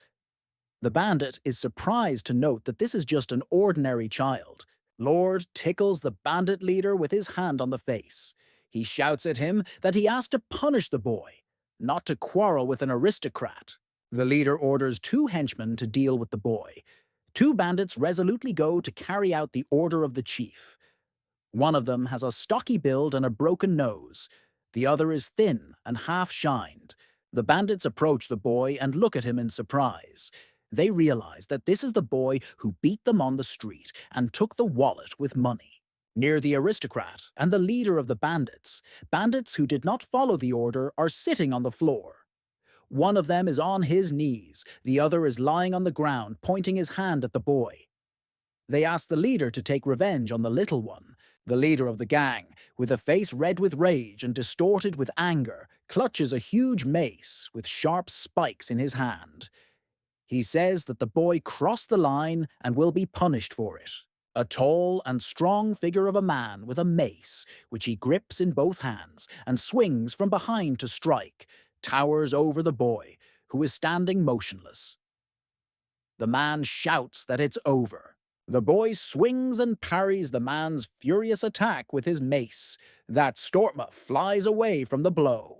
The aristocrat and the leader's henchmen look at the result of the battle in surprise. They are surprised and scared. Fear is reflected in their eyes and faces. Lord Edwin crawls over to the beaten bandit leader. He asks the bandit to protect him. Tiny follows the young noble, weapon in hand. The boy's eyes glow red. His body glows with the glow of mana. The frightened thugs look at Tiny and the bodies of the leader and the aristocrat lying in front of the boy. The boy is surprised that this is all that the bandit leader managed. The little one turns his head and smiles. He asks the bandits what they're going to do now. The door opens with a thud. Vivian bursts into the room with a scream. She puts her right hand forward and her face shows the fear that she might not be able to make it in time. The girl approaches the scattered bodies of bandits lying on the floor. She holds a sword in her hands. Tiny is sitting on a safe that is being carried by two men. The boy is looking at a book in his hands. The men tiredly put the safe on the floor. The guy slipped out of the safe and asked the red-haired girl what Dad was doing here and why he had come.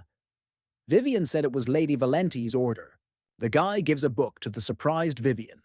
He says that the book shows the amounts and lists of taxes and bribes for human trafficking, which was carried out by bandits under the guise of Lord Edmund. Vivian, Lady Valentine, and Tiny ride in the carriage.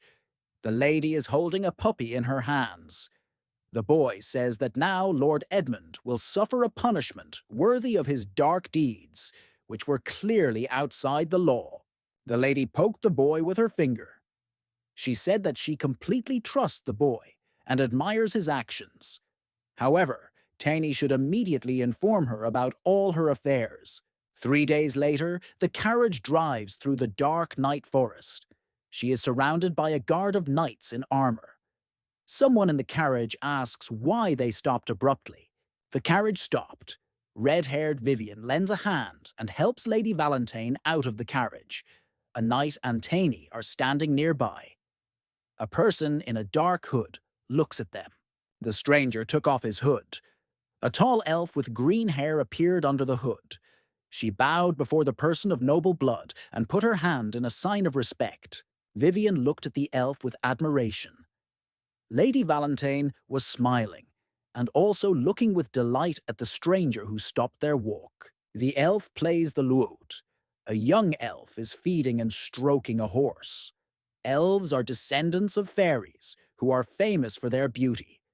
Their kingdom is in the far west. In the kingdom of Aslan, they are difficult to meet. The elf in the green suit raised her hands for the bird to sit on her. People do not fear and respect elves because they are natural summoners and conjurers of spirits. Elves are also famous for their integrity and kindness. Lady Valentine and her guards are talking to a stranger. They smile and show interest in the conversation. A puppy is sitting on the arms of an aristocrat. An elf is talking to a young lady. The elf says that she is going to the Beastman Kingdom to learn something new and train. The aristocrat guesses that they will train knights elves. The stranger points her finger at the puppy in the lady's arms and asks if she is the one who summoned this spirit. The aristocrat looks at the elf in surprise because she quickly recognized the spirit. Lady Valentine and Vivian say that the real host of the spirit is Tiny. Women look at a guy who is embarrassed by the excessive attention. Tiny recognizes a dark energy raging within the unfamiliar elf. The stranger smiles mysteriously and extends her hand forward. A flame lights up in the outstretched hand of the night guest. She says that the meeting is fateful for the boy and shows him the skills of magic. Tiny is amazed that the elf can release. Everyone looks fascinated at the fire burning in the palm of the night traveler.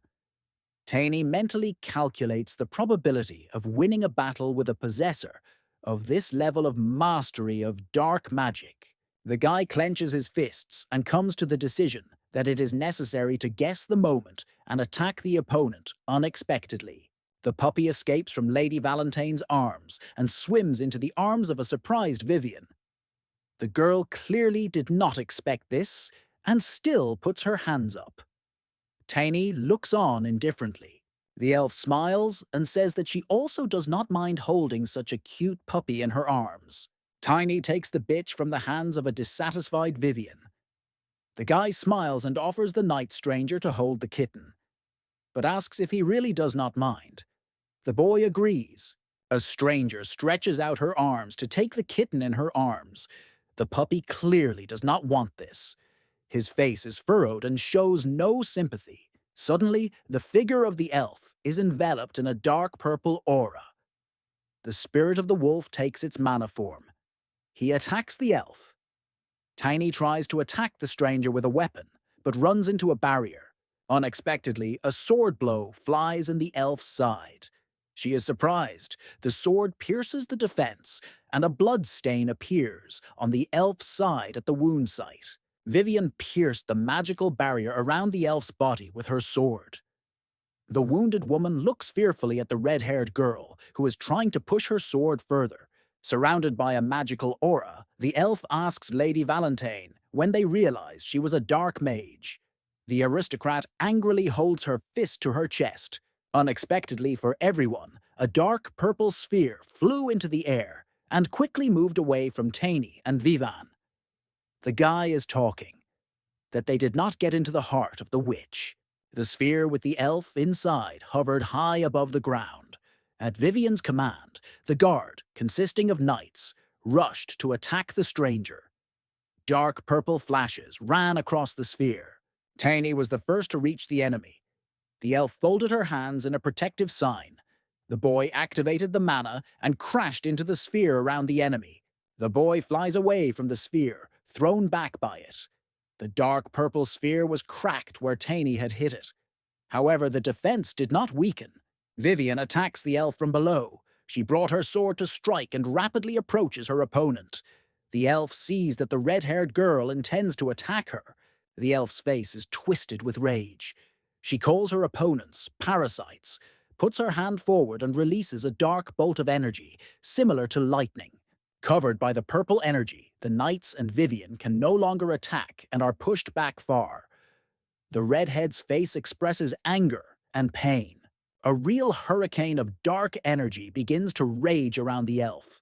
The hair and cloak of the magician swells. She tries to concentrate a lump of powerful energy in her hands and use it as a weapon. In the place where the figure of the dark sorceress was, a dark purple vortex of energy plays. Tani covers her eyes and stares at the vortex of energy. The knights are also watching this. The boy is thrown away by the explosion. He flies over the ground and hits the surface with force. Vivian, with anger and determination, orders the soldiers to attack the sorceress while she weakens her defenses. Behind the red-haired warrior, knights with shields and swords rush to attack. With a scream, the sorceress uses magic and repels the squad of knights who tried to attack her. Dark energy rages around the figure of the elf. Tani, riding a wolf, rushes to the elf, around whom there is a barrier of dark energy. He clutches a war stick in his hands. The wolf and the rider are rapidly approaching the enemy. At this moment, Vivian and the knight pile on the sorceress from above. Above their heads, they bring their swords to attack the elf, who clenches her teeth and thinks about how to deal with so many opponents. The elf stands in the protective sphere and looks down. With steel notes in her voice, the sorceress says that only one person is to blame for the situation that has developed. But as a result, all her opponents must die. Tani, riding a wolf, and a red-haired warrior with a sword attack the sorceress together. The boy shouts to the elf that he hopes to win the duel in vain.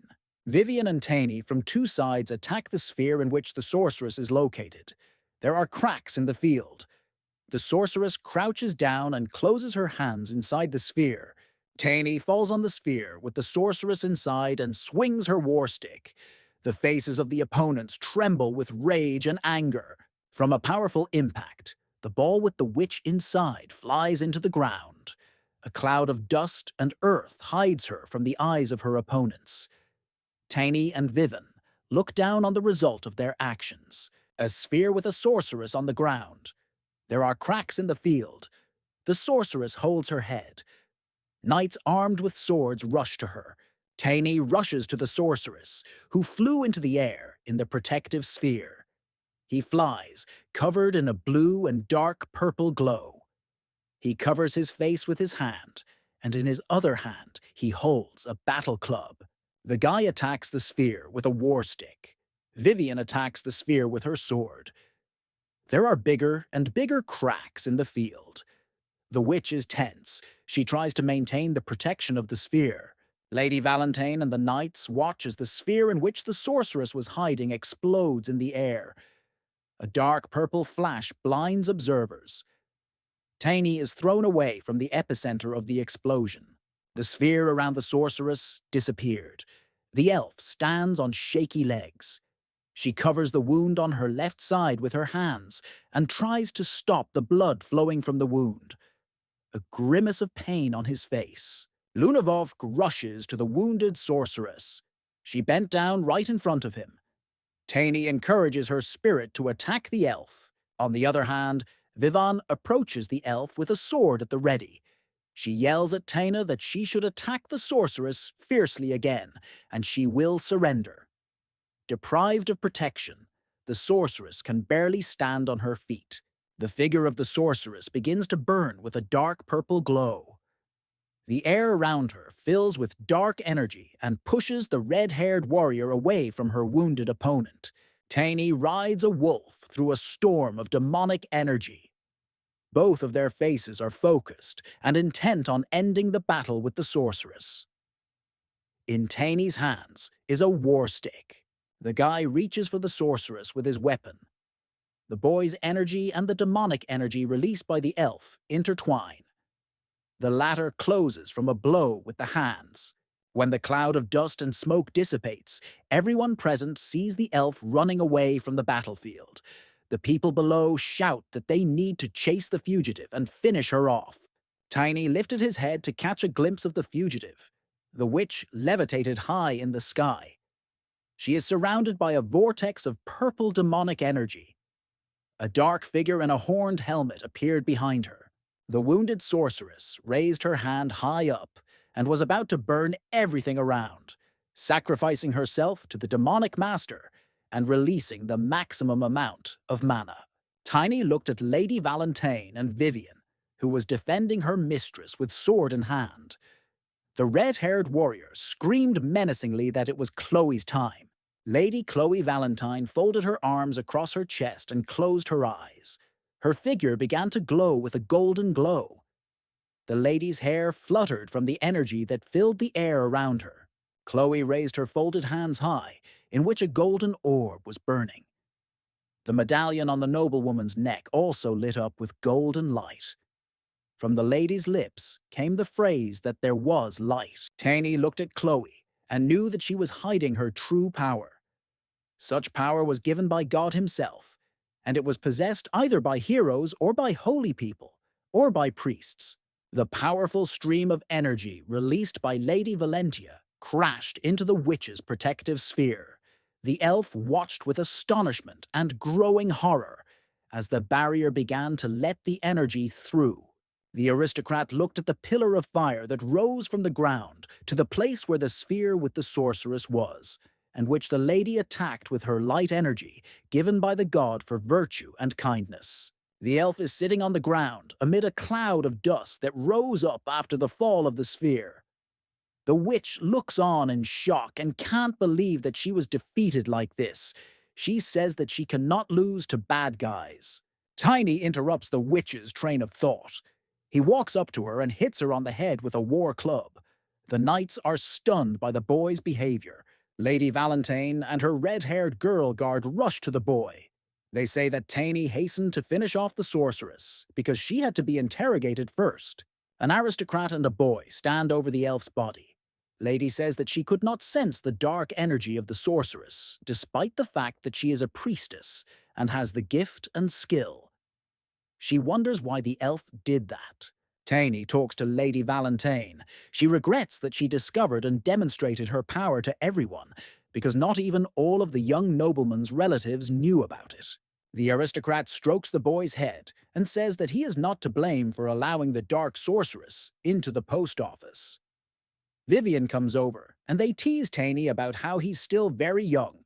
As the red-headed warrior taunts and toys with Taney, Lady Chloe looks at the pool of blood left where the dark sorceress was. The lady says that the Duke must be warned.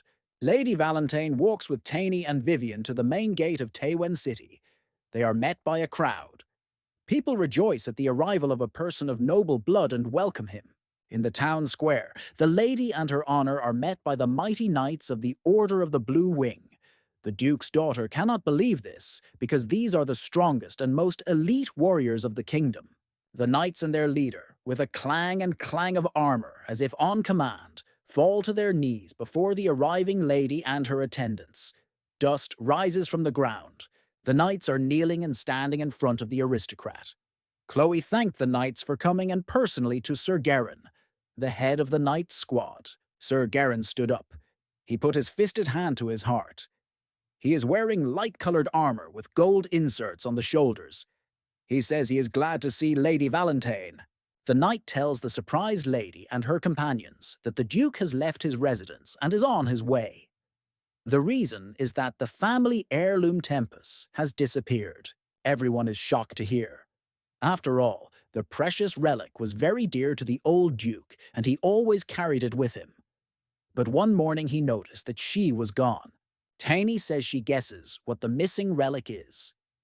Chloe looks at the boy in surprise, because she does not understand what he is talking about. The boy asks for an opportunity to meet the Duke. The knight leader, the red-haired guard, and the young lady look at Taney in surprise. He tells them that he knows the reason for the mysterious relic's disappearance. A carriage surrounded by knights is heading down the road. In front of the crew is the leader of the Knights of the Blue Wing, Sir Garin. A tall young knight walks beside him. The commander asks the young knight who this little boy is, who accompanies the young Lady Valentine. Molodic answers that it is Tiny, and he made a huge contribution to the victory over the evil magician. The young knight then says that soon the boy will reach the level of an expert.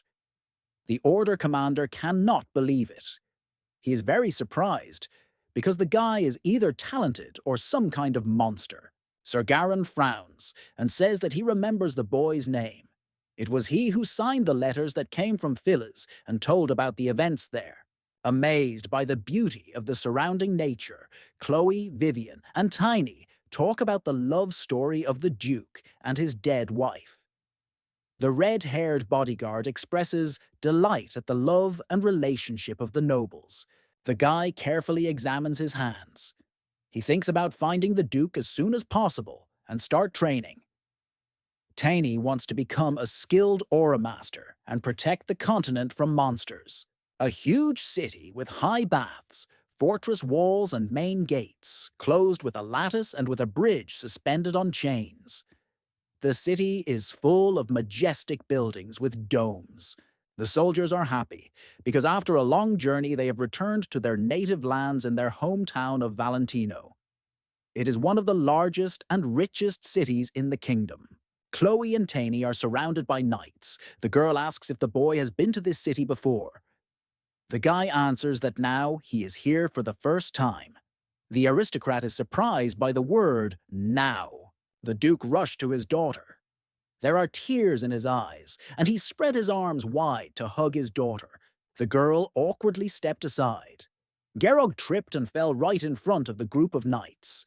The daughter noted that you should not show your feelings in public and should think about dignity. The knights knelt before the Duke and his daughter with mail. The nobleman thanks the knights for their service both as a duke and as a loving father. Then the aristocrat says that he has prepared a feast for everyone. The Duke looks at Taney and leans towards his daughter. He asks who this little boy is. Chloe's look shows that she is uncomfortable reminding her father because she was talking about the boy. The Duke awkwardly scratches the back of his head and says that he has been busy lately and he simply forgot what his daughter told him about.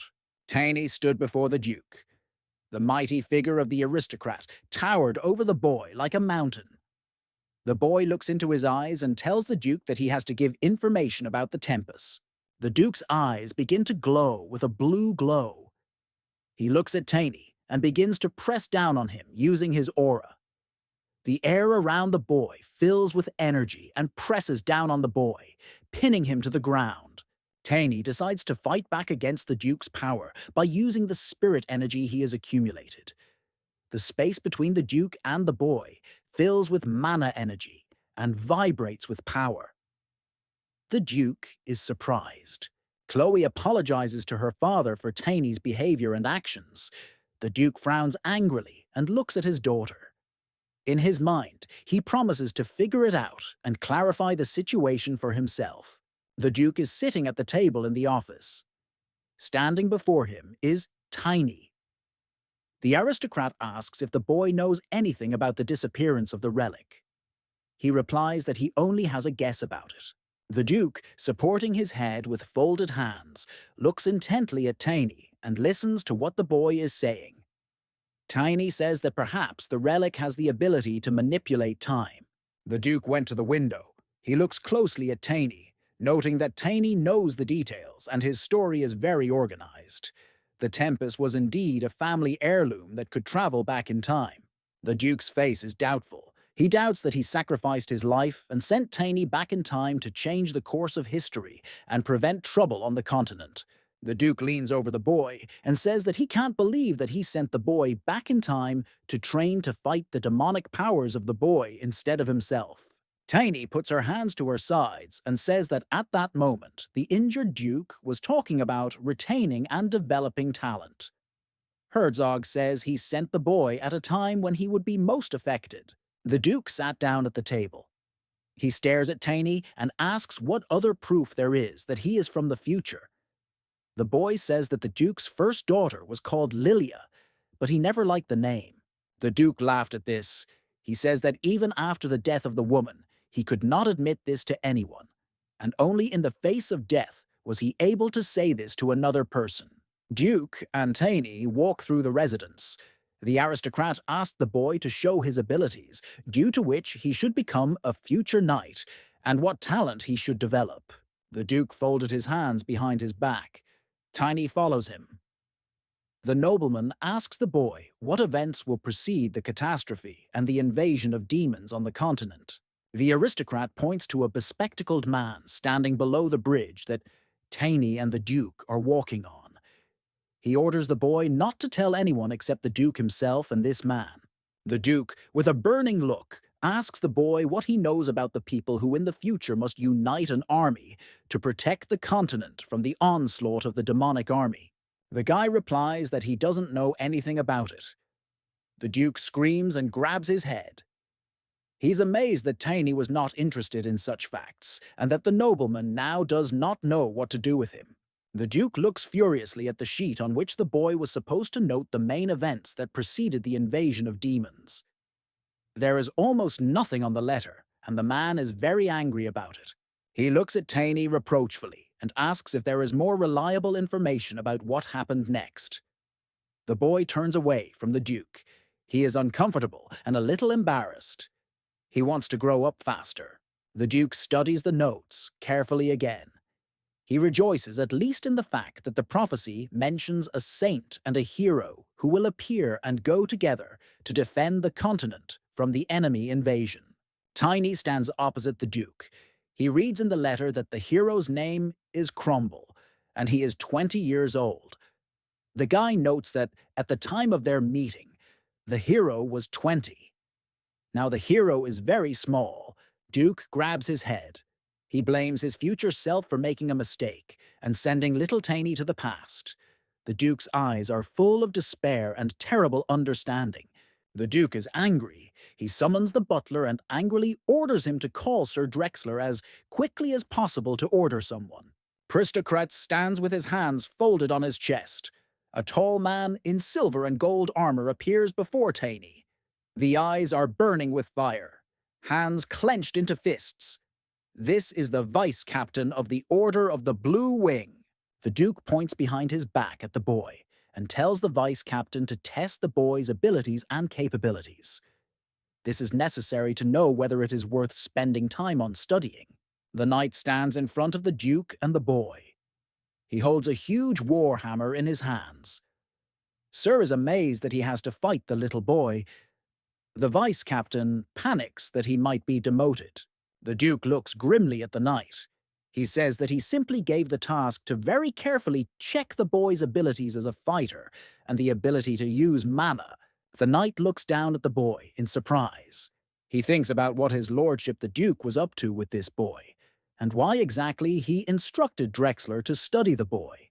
Tiny, around which streams of mana rage. The knight understands that the boy has the second level of mana mastery and is not far from the rank of expert. The boy pokes his finger at the knight's hammer and asks which blacksmith forged such a weapon. Then he starts running around the hammer and pointing out how it would be better to make this weapon. The knight is surprised. The Duke looks at Taney seriously and tells her that he was completely focused on the inspection and gave it his all.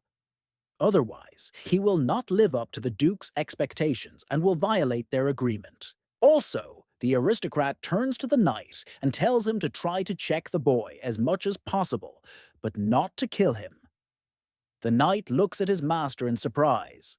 The Duke raises his finger high and says that the fight will end when one of the opponents hits the other at least once. The knight widened his eyes in surprise. Opponents stand in the middle of the hall. The knight is armed with a huge warhammer, and the boy is clutching his war club. The Duke stands at a distance and is ready to watch the duel. The Duke sees the arcana of Tiny's body. He's amazed at the way the little one uses the mana. The aristocrat thinks that this guy is just a genius. However, the question does not leave him. Does the boy still have something in store? The Duke folded his arms across his chest. He thinks about the fact that in time he will become an aura master, and it was not for nothing that he sent Tiny to the past, because he saw something in this talented little one. Tiny stands, with her legs wide apart. He holds a war club in his hand. The boy activated his spirit, and the figure of a wolf can be seen in the blue tangles of mana. The fur of the animal is raised, and there is a grin on its face. A boy riding a wolf rushes at a knight. He tries to attack first and take the initiative in the battle into his own hands. The knight stands with his hammer lowered and looks at the approaching enemy. The knight is not impressed by the fact that the boy summoned the spirit of the wolf to help him. The man's face flashes a smile. The knight swings his hammer to strike and tells his opponent that he has no chance. Tiny, mounted on a wolf, jumps high and flies above the arc of fire left in the air by the hammer. Tiny strikes the knight in the shoulder with a war stick. He jumps away on the wolf, even before the vice captain recovers and understands what happened. The wolf and the boy, riding on it, look at the opponent. They understand that they did not cause him any harm, and did not even leave a scratch. Tani understands that a knight is a master not only of attack, but also of defense. The boy and the wolf look up to see an opponent flying at them with a war hammer brought up to strike. The hammer glows with fiery light. The vice captain promises not to kill the little one. Riding on a wolf, the boy swims away from the terrible and devastating blow of the knight. The hammer hit the floor of the hall, causing a real explosion. The knight was pulled a little by his weapon, and that is why he is standing bent over. Taney, riding a wolf, stares intently at the enemy. The guy analyzed the situation and realized that his advantage is the speed of the attack. The wolf and its rider glare fiercely at the opponent. The knight stands with his head held high. He looks at the lightning trails from the two fast movements of the wolf with the boy on his back. The vice captain begins to understand the boy's intention. The knight slams his hammer with all his might on the floor of the hall where the duel is taking place. There are cracks on the floor in different directions. The hall is filled with the energy of the hammer. The blow of the hammer destroys the columns that surrounded the hall and served as the basis for the movement of the wolf. The wolf flies away from the broken column. In the eyes, one can read a lack of understanding of the situation. A whirlwind of energy flies in front of Taney's nose, created by the knight's use of his mana and warhammer. A wolf with a rider lands on the floor. The boy looks at the knight. He is amazed that a knight wields such a massive weapon with one hand. Tani deduces that the other hand usually has a shield. The knight with an angry face rushes to catch up with the boy. He is enraged by the fact that the enemy is constantly running away and the vice captain cannot reach him with a weapon. He notes that the boy runs away well. A knight with a hammer in his hand chases his opponent throughout the hall. Tani riding a wolf avoids a direct collision with an opponent. Both wrestlers clench their teeth and try to outwit each other. The enraged knight leapt at the boy, using a spirit weapon that formed a fiery aura around the war hammer. The boy looks at the enemy, who is rapidly approaching. Tiny activates her mana and flies towards the opponent. His battle staff glows with a blue glow. Whirlwinds of energy rage in the hall and between rivals. The warhammer burns with fire. The Duke looks at the huge ball of fire from the explosion. A clump of blue mana can be seen from the cloud of fire and smoke. The boy's body flies out of the cloud of fire and smoke that formed after the explosion. The boy's clothes are burnt. The head is thrown back. He is unconscious. The knight and Duke rush to Tiny's body. The Duke crouches over the boy's body.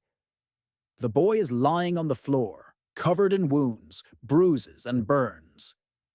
The Duke shouts at the knight. Tiny raises her head and points a finger at the knight. He says that he has defeated the enemy.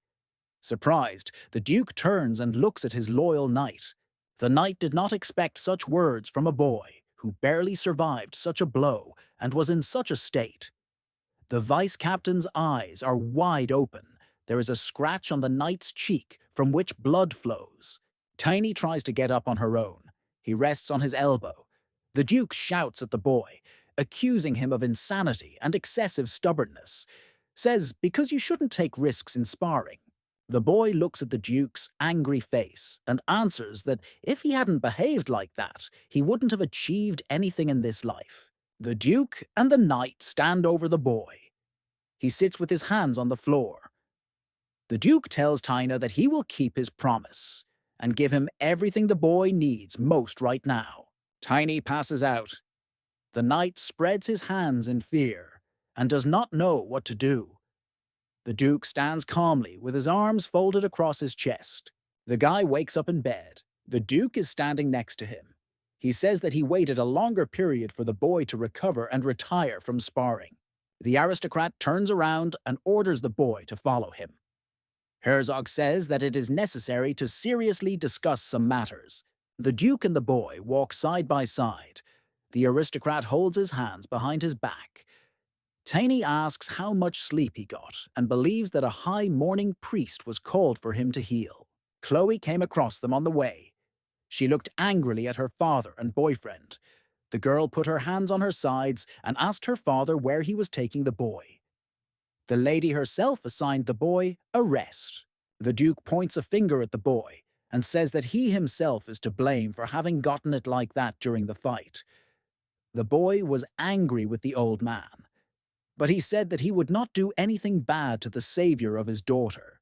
Chloe turned her gaze and attention to Taney. She yelled at him for getting out of bed too early. Moreover, after he visited the grave with 1 foot, the boy smiled broadly and apologized to the young lady for violating her order and making her nervous. Chloe smiled and ran a hand through Tiny's hair. She told the boy not to be so grown up and to worry less. The aristocrat became saddened, turned around and walked away from the boy and his father. The Duke ordered his daughter to prepare for the sacrament of coming of age, which made her very sad. The Duke's face became serious and worried. The Duke is sitting at a desk covered with books and folders of papers. Taney stands before a serious Duke, who warned and asked the boy not to tell anyone else that he was from the future. The goddess, the mistress of all things, holds an ancient clock in her hands. Herzog says that even a great goddess has no power over changes in space and time. The aristocrat is sitting at the table. He looks like he's embarrassed by what he's saying. He said that it was for this reason that his family hid the relic that could control time. The boy stands amazed. His eyes are wide open. The Duke told him that the goddess was not the creator of the world, and that information had been expunged from the holy books, and it was known only to the most ancient families of the kingdom. Taney stood opposite the aristocrat and promised with a smile that he would not reveal the secret to anyone, so as not to violate the foundations of the existence of the entire worldview of people. Tiny frowned and held out his hand with a serious look, and demanded that the Duke would have a conscience and give him the thing he had promised after the duel. The enraged Duke of Valentia gives Tiny a stern look and says that what he wanted to share with the boy was the family secret of the Valentia family. The aristocrat asks the boy if he has heard of gravity. Satisfied with himself, with a smile on his face, the Duke says that the Valentia family has 4 techniques. These are mana control techniques, defensive and offensive sword techniques. Taney listens to the Duke with delight. His eyes are burning with curiosity and enthusiasm. Out of excitement, the boy clenches his fingers into fists. The aristocrat winks at the boy and says that if the boy prefers striking weapons, then he will not need swordsmanship techniques. Taney swings as if striking with a hammer or mace and tells the Duke that the frail sword is no match for the hammer. The Duke looks at the boy's praise. The Duke looks at the boy, who is still bragging, and tells him that he will now teach the technique of acquiring inner skills. The aristocrat's face is smiling and determined. Figures in cloaks and hoods sit at a large table in a dark room. Faces are hidden in the shadows, hands are folded on the table. One of the figures informs that Irina is dead. The same person reports that Irina was a valuable resource that could not be simply lost. She was also the blade that pierced Alfheim's heart. The people at the table excitedly and loudly exclaim, as one that Won Hyun is the expected heir of the Morse family. The hooded people present look at the leader sitting at the head of the table and promise to carry out the leader's order to gather information about the heir of the Morse family as soon as possible and as best as possible. The Duke points a finger at Taney and says that he knows better than most what skill the boy needs to practice the most. Taney does not understand what the aristocrat means. The Duke holds the bridge of his nose, his shoulders slumped in despair. He tries to explain to Taina what gravity is, and why when a body is bigger, it has more energy. The aristocrat clenches his fingers into a fist. He is angry that Taney does not want to understand the information that the Duke has prepared for him. The old man begins to resent the boy's behavior. The Duke takes the boy by the scruff of the neck and with his outstretched hand puts him outside the balcony. He tells the little one that he will now learn by personal example what gravity is. Taney is plummeting. His face shows fear. He shouts that the old Duke has gone completely mad. The cobblestone is approaching at high speed. The boy lands right on the top of his spirit wolf. Their bodies lie spread out on the cobblestones. The Duke looks triumphantly at them from above. He smiles and asks if the boy now understands what gravity is.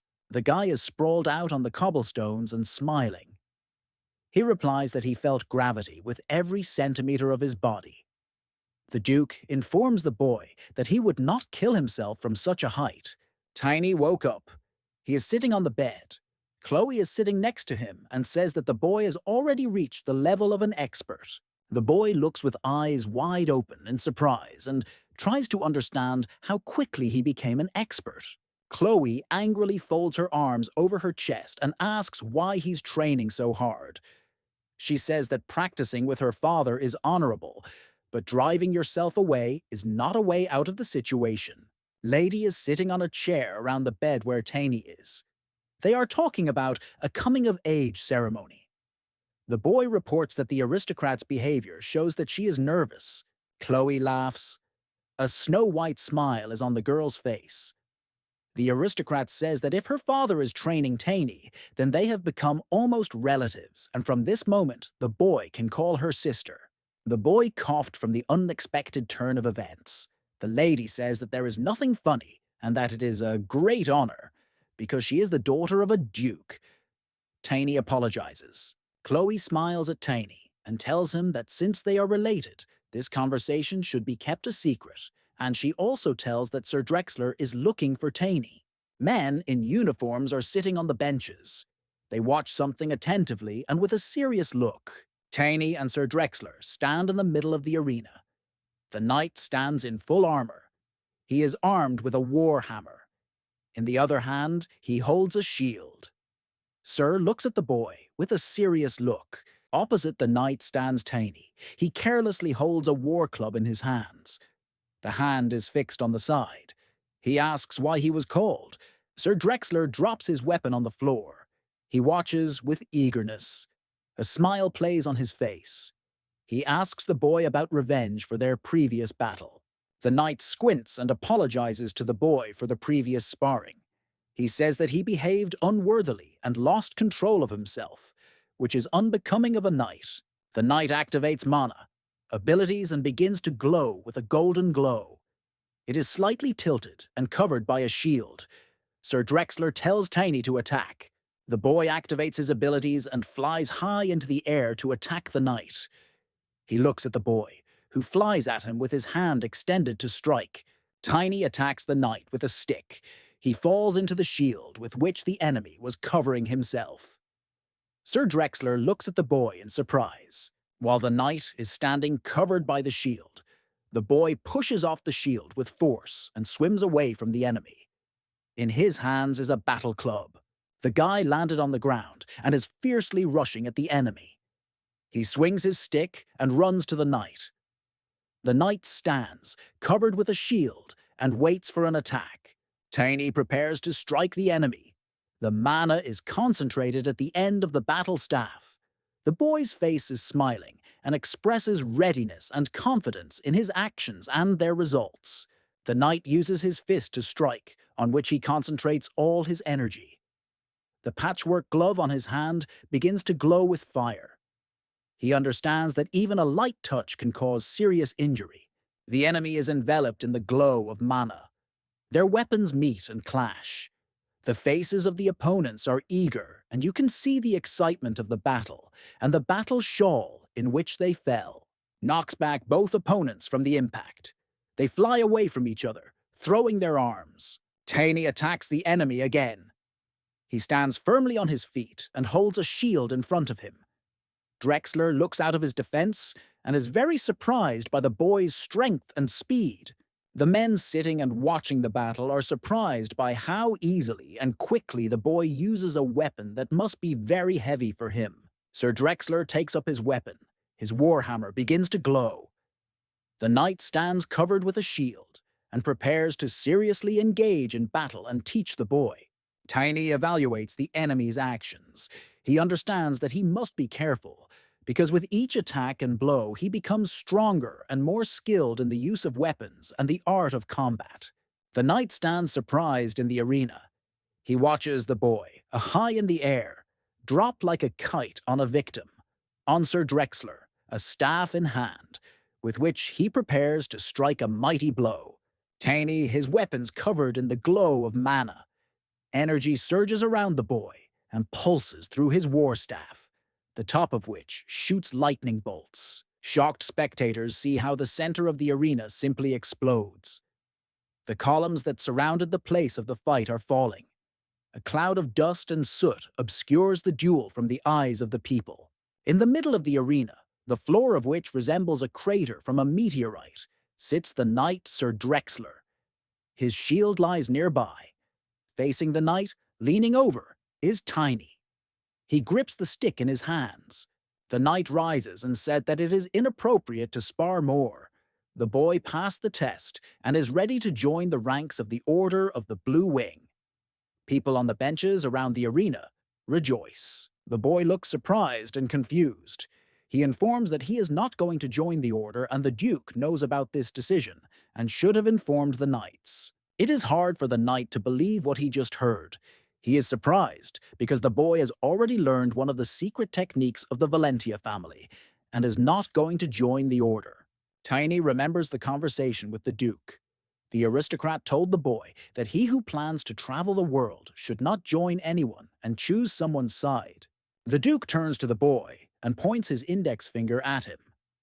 He says that he will prepare a magical artifact for the boy, a weapon.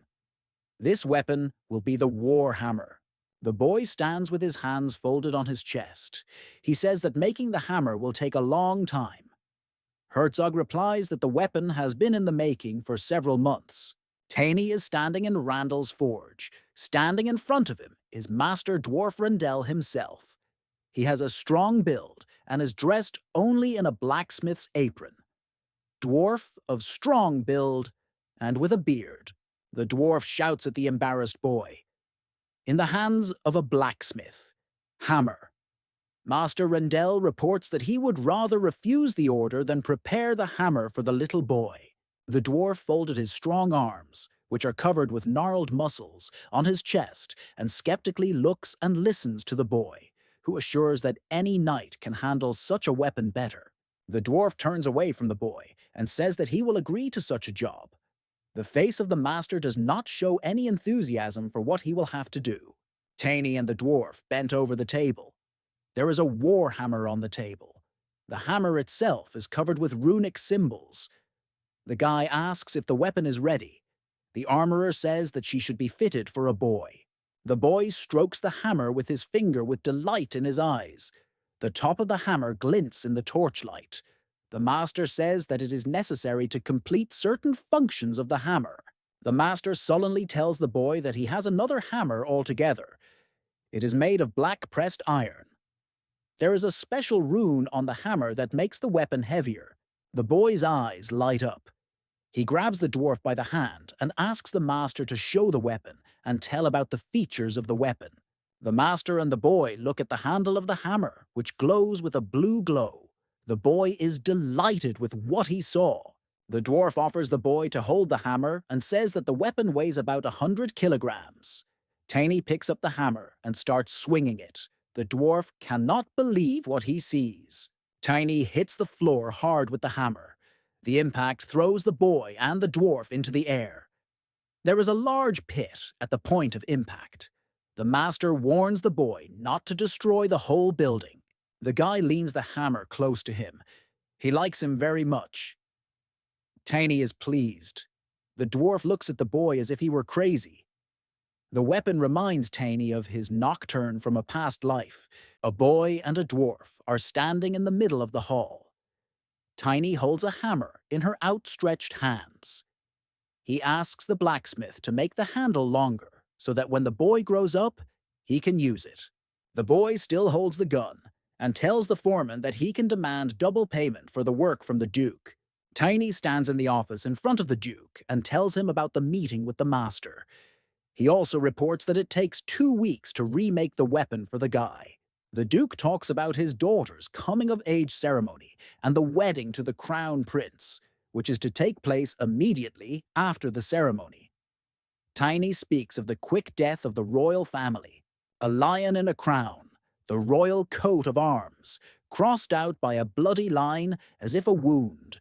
During the second disaster on the continent, the entire royal family and their heirs will perish.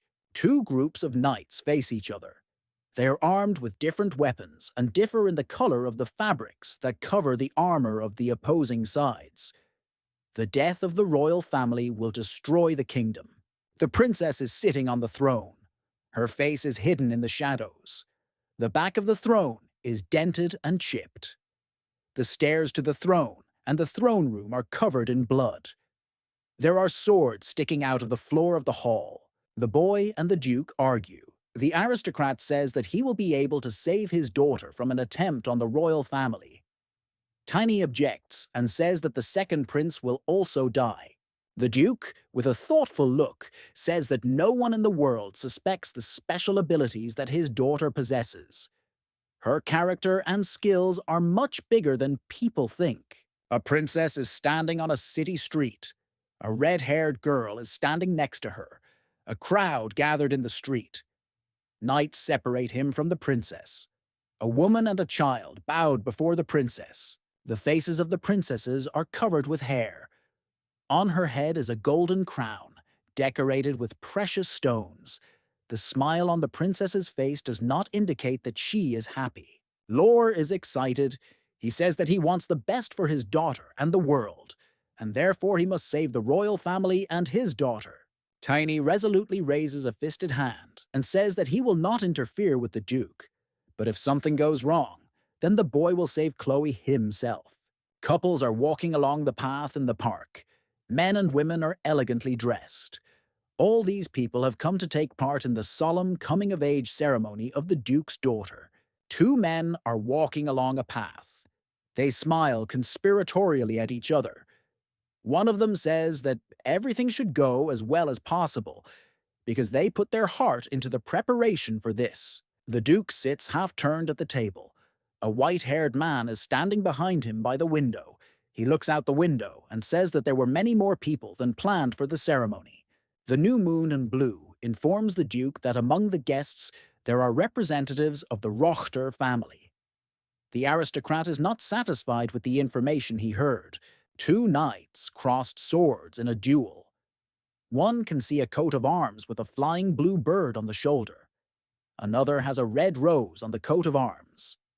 These knights represent the feuding families of Valentia and Rochter. New Moon and the Duke are looking out the window. The Duke is worried and tells the servant to remind the guests of the Rochters in whose possessions they are. The servant replies that they have already taken care of it. The Duke is sitting in a chair at the table. He thanks the servant Zenas for preparing and organizing the ceremony. He replies that he is happy to do it because Chloe is like a niece to him. Tiny stands with her war stick in the yard.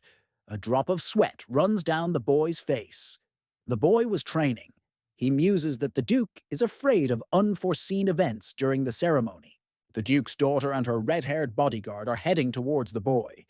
Chloe smiles. Vivian's face is worried. She is embarrassed. Tiny looks at the approaching girls and asks if it's time for them to go to the ceremony, because the guests have already gathered, and the absence of the young lady may be interpreted by the ambassadors as an insult. Chloe replies with a smile that they were there, but it's very hot inside. The red-haired security guard says that she tried to convince the young lady, but it is in vain. The aristocrat looks coquettishly and slyly at the boy. She goes on to say that Tiny is fun to talk to and can see the wolf. The guard stands silently behind the young lady. Tiny summons a spirit, and it appears in the air from a vortex of mana that the boy released from his finger. Chloe clenched her fists in satisfaction and raised them up. She asks if she can hold the puppy. Chloe is holding a wolf in her arms. Vivian and Tiny are standing next to each other. A voice is heard from behind praising the Valentia family's angel. All three turn and look in the direction the words came from. A man in a brown jacket and white pants got down on one knee and put his hand to his chest in greeting. The stranger says that Chloe is the most beautiful woman he has ever met. Vivian and Chloe look at the man in confusion. The man confirms their guess that he is Tibron, Thon, Roller, a member of a clan that, with the best of intentions, is at war with the Valentia family. The man gets to his feet and offers the lady to chat, because maybe they will become friends for life. Another man approaches the group. He's dressed in armor. The guard angrily raises her left hand and covers her mistress with it. She tells her husband that his proposal is unacceptable and that the young lady must go to the guests. Chloe looks worried, with a disgusted expression on his face. The young aristocrat is surprised because he sees a woman, a knight. He says that he will not tolerate it when the guard girl objects to him, and that this is unacceptable.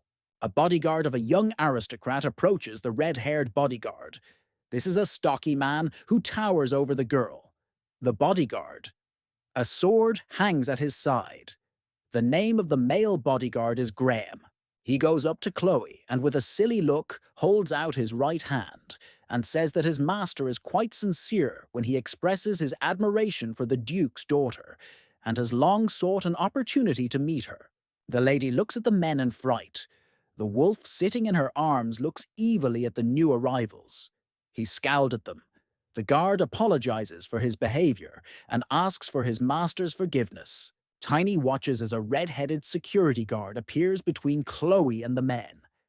She stands up for her lady and does not allow strangers to approach her again. The man in armor is surprised and stunned. The boy approaches Chloe and calls her sister. His appearance is unexpected. The girl looks at the boy in confusion. The aristocrat is interested in the question of who this little boy is. He is surprised by the color of the child's hair. The son of a noble family proudly orders his bodyguard to remove the boy. At this moment, the boy's hand flies up to the aristocrat's face and slaps him. Panic lands face down on the ground. The mark on his cheek is red from Taney's punch. Everyone present is stunned at this scene. The aristocrat's bodyguard does not have time to react.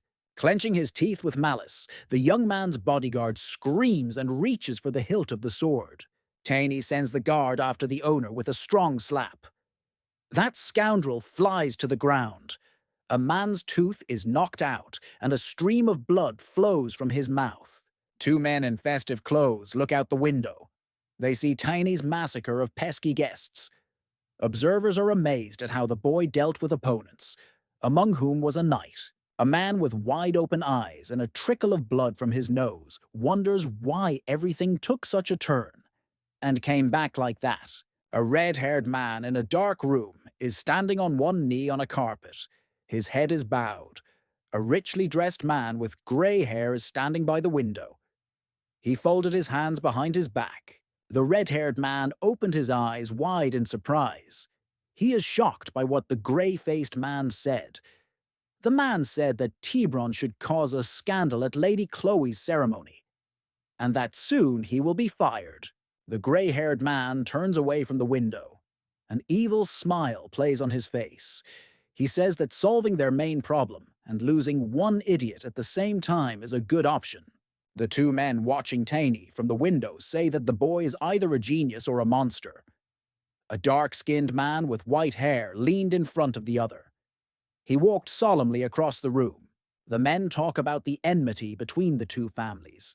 Darkskin notes that young Valentia lords have arrived, and they sincerely love Chloe and are ready to get even with those who insult their sister. The Duke is sitting seriously at the table in the office. Taney stands in front of him and takes a cookie from a bowl on the table. The Duke looks directly at the boy and says that he heard about the commotion Tiburon made. Tiny looks at the bowl and puts a finger to her mouth. He takes the cookie with his other hand. Herzog says that the culprit is Tiburon, and there will be no complaints against the boy. The boy replies that he felt better. The aristocrat shouts at Tiny with a burning look. He is furious that the boy does not understand the seriousness of the situation, and therefore should not always wave his fists and resort to force at the first opportunity. The aristocrat points to the boy and asks if he wants to go to jail before the Demon King arrives. Taney smiles nervously and replies that the men have been behaving very strangely. The boy left the Duke's chambers. He stands at the door and hears the aristocrat's angry shouts about Tiburon having the audacity to cling to Chloe. The boy scratches the back of his head. The boy is standing by the door. He looks and sees someone running towards him very quickly and shouting loudly. Two young men with white hair and the same appearance, their faces reddened with rage, are running. They brag about the fact that they will punish the bastard who dared to look at their sister somehow the wrong way. The New Moons attack Taney, who did not expect such a turn of events. One of them waves his hand at the boy. Another tries to kick. One of the men flies away and falls unconscious. Another calls out to his friend and is surprised by what he sees. A man stands next to Taney. He looks surprised and frightened. A drop of sweat runs down his face. Taney is calm and confident. Tiny is standing. One young man stands next to the boy and looks at him. Another waved his hand and ran up to them. The New Moons recognized Tiny and said they had heard about him and the battle with Sir Drexler. One of the men puts his hand on the boy's shoulder and tells him that he is incredible. They say how sorry they are that they met at such a time, and that they now have an urgent matter. Young men and women look with dignity. They are members of the royal family, who consider themselves the most noble family on the continent. Therefore, only those with whom there is a blood connection are admitted. Tiny clenched her teeth tightly. He is angry with the aristocrats and says out loud with anger that all problems arise because of them. Two men are walking down the hall. One of them is dark-skinned and has a sword by his side. His companion walks away and smiles. He looks carefree and keeps his hands in his pockets. The guy looks down and grimly at the two men who are addressing him. The boy guesses that these are aristocrats. A doubt creeps into him. The boy realizes that the smiling face of the aristocrat is adjusted with the help of mana, and is fake. Tiny sees it glowing with the glow of mana. The man puts his hand on his chest as a sign of greeting. He introduces himself as Baron Rendell, von Narshov. The aristocrat arrived to participate in the coming-of-age ceremony of the Duke's daughter. The boy stands in front of the men. The Baron says that he wanted to meet Tiny since he defeated the knight with one blow. The aristocrat asks if the little one is related to the Valentia family.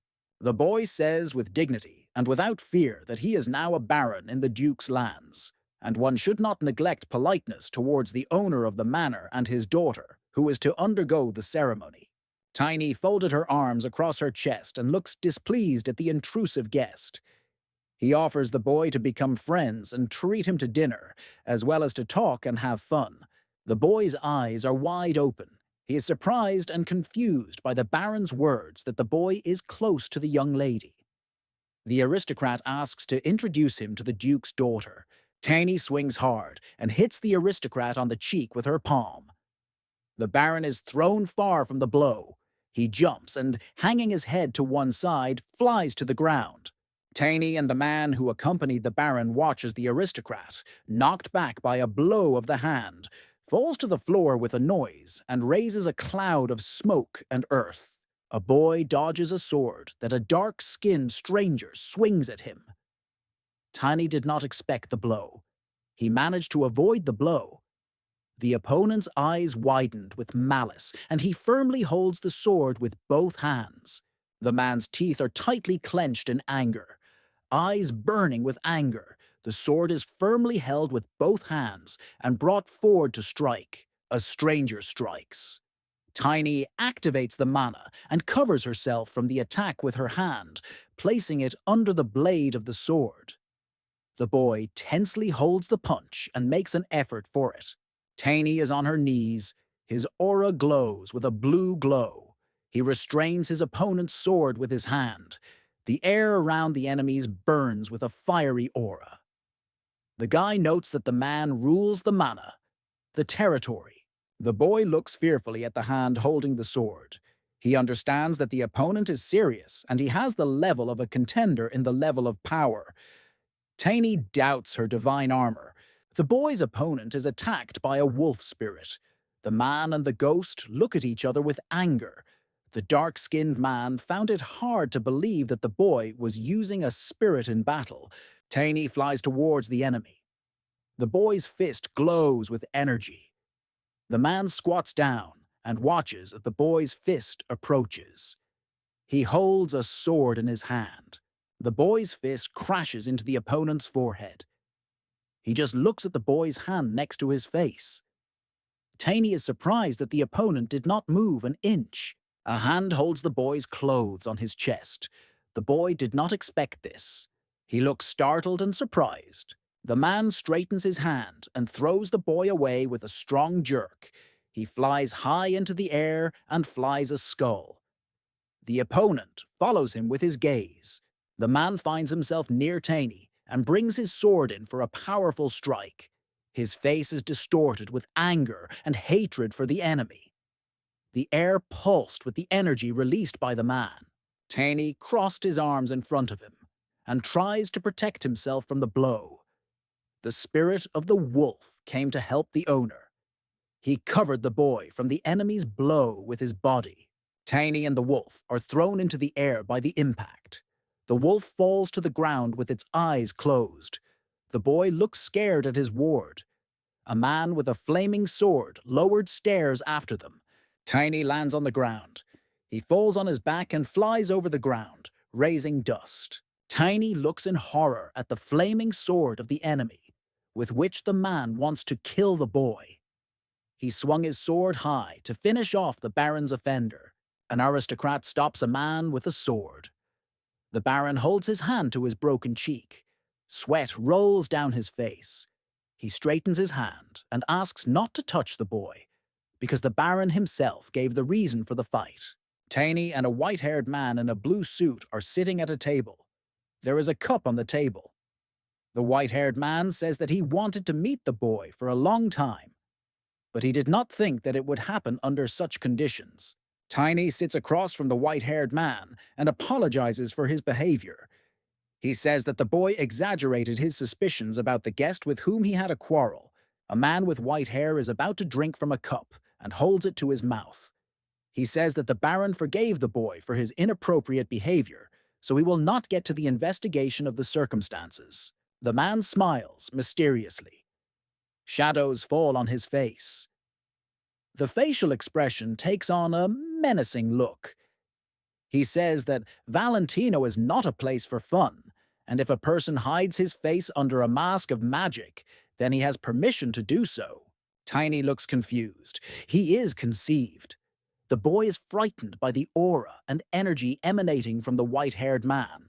A hand puts a cup on the table. The white-haired man says he has to go because he has a lot to do. The man gets up from the couch but stops halfway. His face is interested and surprised. The boy asked to answer one question. That question was who Randall was. The white-haired man smiles. He raises his hand and says that this is classified information, but he is related to the royal family and they have no right to talk about it. The day of the ceremony. A fair-haired girl in a dress is sitting by the fountain. A man in a light suit is sitting next to her. Men walking around look at the couple around the fountain. The decorated hall is full of people. They talk, laugh, and look at each other. Serzina stands in the middle of the hall, hands folded behind the back. He looks at people and controls the situation. Serzina stands next to the white-haired man. The boy quickly eats a chicken leg. He is festively dressed and holds chicken legs in both hands. The boy is completely focused on them. A man stands next to Taney and tells him to eat slowly, because there is enough food for everyone. The boy holds a bowl and a spoon in his hands. He tipped the bowl and sipped from it. Tiny is holding a bitten leg in her hands. He looks confused at the surprised and confused Serzinus. He stands with a confused look. He holds his hands behind his back. Tiny looks at Serzinus suspiciously. The boy is still holding chicken legs in his hands. A white-haired man put his hand to his heart as a sign of greeting or respect. The Baron approaches the table where Tiny is sitting. The man says that the boy is so old that he needs to eat more to grow faster. Aristocrat says that Zenas is a busy man. Tiny, dressed in a white shirt and bow tie, stands by a table on which empty bowls of pigtails are visible. He is embarrassed and apologizes for his behavior last time. The Baron stands next to the boy. He smiles. Tiny bows his head and respectfully says that he is grateful to the Baron for his generosity and that he forgave the boy. The aristocrat said that it was not worth asking. The nobleman waves his hand in delight. He tells the boy to hit him again if he asks for something like that, and he reminds the boy and himself that no one has beaten and spanked him like that for a long time. The attention of the present men and Taney was drawn by a servant who came to the center of the hall, extended his right hand in a gesture, and solemnly asked everyone to applaud the Duke's daughter. The Duke and his daughter, dressed in white, walk along the red carpet through the hall. Father supports Chloe by the arm. Two boys are walking behind them. These are the Duke's sons. They folded their hands behind their backs and slouched. Chloe is standing in a hall, bathed in golden light. The girl smiles. She is wearing a white dress. The Duke's daughter raises her hand, wearing a white glove, and waves to all the guests present. The Baron turned away from the boy and looks in amazement. He tells the boy, with delight and enthusiasm, that Lady Valentine is a very beautiful and stately girl. The men and women present opened their eyes wide in surprise and left their mouths open. They say that Lady Valentine is a real angel. The guests watch the Duke's daughter in amazement. The aristocrat herself is upset. The girl's shoulders are down, her eyes are sad. The head is bent low. Hands are folded down in front of you. The girl goes to the throne-like chair. She picks up the hem of the dress and takes a step towards the chair. Shoes can be seen from under the dress. The head is bent low. Lady thinks that after this day, everything will change. Tiny stands out from the crowd. He alone looks and sees that the girl is upset. She bowed her head low. The boy's eyes show pity and sympathy. He worries about the girl. Above the heads of all the guests present, a wolf spirit appears in the form of a puppy. It is covered with a blue glow of mana. The guests, men and women, raise their heads and look in surprise at the wolf flying over the hall. The spirit of the wolf flies up to Chloe. He smiles and looks at the girl with kindness in his eyes. She smiles widely with a beautiful smile and looks at the puppy flying around her. The wolf stuck out his tongue and licks the girl's face. She says that she is tickled. The Duke and his two sons look on in surprise. The aristocrat notes that it is a tiny wolf. The young men do not understand if this is planned. The girl sits on the throne. She smiles widely with a snow-white smile and laughs. The wolf lies in her arms. The young lady strokes the puppy and asks Moonwolf to lie still. The puppy begins to glow with a blue glow in the girl's arms. It increases before the eyes. The wool becomes bristly. The girl spreads her hands in confusion and looks at the wolf. The wolf stands behind the throne. He took on his greatest form. A young aristocrat is sitting in a chair. She looks majestic and looks at the wolf who is next to her. The animal looks with a firm gaze. Next to the lady on the throne lies a huge wolf. He is sleeping. A young aristocrat caresses his snow-white fur with her hand. People are watching this scene. The two men watching the lady and the wolf exclaim in surprise and delight that they see an angel and a divine creature together in one place. They are amazed by what they see. Among the crowd of men stands the Baron and Tiny. The aristocrat put his hands on his sides. He is very happy and asks Tiny if this is the true form of the spirit, emphasizing that it is very elegant. The Baron smiles and thanks the boy for the opportunity to see the spirit of the wolf and such an unexpected performance. Chloe sits on a throne in the middle of the hall. Those present watch carefully. In front of the young lady are her father and two brothers. The father thanks the fact that his daughter grew up and became a wonderful person. The Duke says with a sad face that he is very sorry that Chloe's mother did not live to this moment. Tears welled up in the girl's eyes. She tells her father that it would be just wonderful. She is very sorry for her father. The guests present are surprised by the conversation between the Duke and his daughter. The two men whisper to Tanya behind her back about the Duke's family history. The boy looks at them. The lady rose from the throne. She is standing in front of her father with her head slightly bowed. He puts a red ribbon with a medallion around her neck. The servant stands in the middle of the hall and says that it is time for the main event of the ceremony. Chloe's father informs that it is time to meet the young lady's husband and introduce him. The Duke stands on the steps. He returns to the hall. A stream of golden mana bursts out of his hand. The energy forms a ball in the middle of the hall. Those present look at the figure of a young blonde man emerging from the sphere. Guests are amazed by the projection. Junk looks at the audience in the projection and introduces himself as Brediu Li, Fawn, Aslan. From the projection, the young man looks at those present in the hall from above. He reports that he is very happy to have the angel of the Valentia family as his life partner. People look up at the projection of the aristocrat. Surprised, Vivian looks at the projection of the young man with his mouth wide open. She says that she cannot believe it because the young aristocrat is a complete copy of the old king, his father. Tiny looks confused at the Baron standing next to him. The aristocrat said that it is time for his speech and smiles. Tiny grabs the Baron's hand and asks where he has gone. The aristocrat looks at the boy in surprise and chuckles. The boy thinks that it is inappropriate to speak now. The Baron informs the boy that therefore there is nothing to worry about and be careful. He pats the little one on the head. He is surprised. The aristocrat tells the boy to read Nolls backwards in his mind.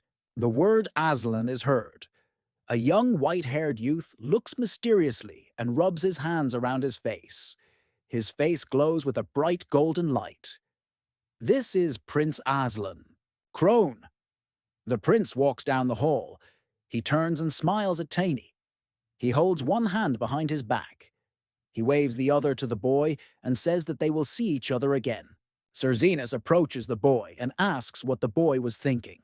The boy answers that the weather is very hot today. Zenas assures the little one that he was not worried about it.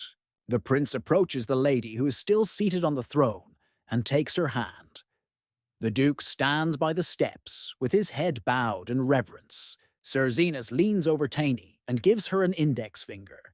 The boy is carefully watching his finger. Sir, with a smile, says that the duke asked to convey to the boy that the preparation is over. Night. The duke is sitting at the table in his study. The boy stands in front of the aristocrat.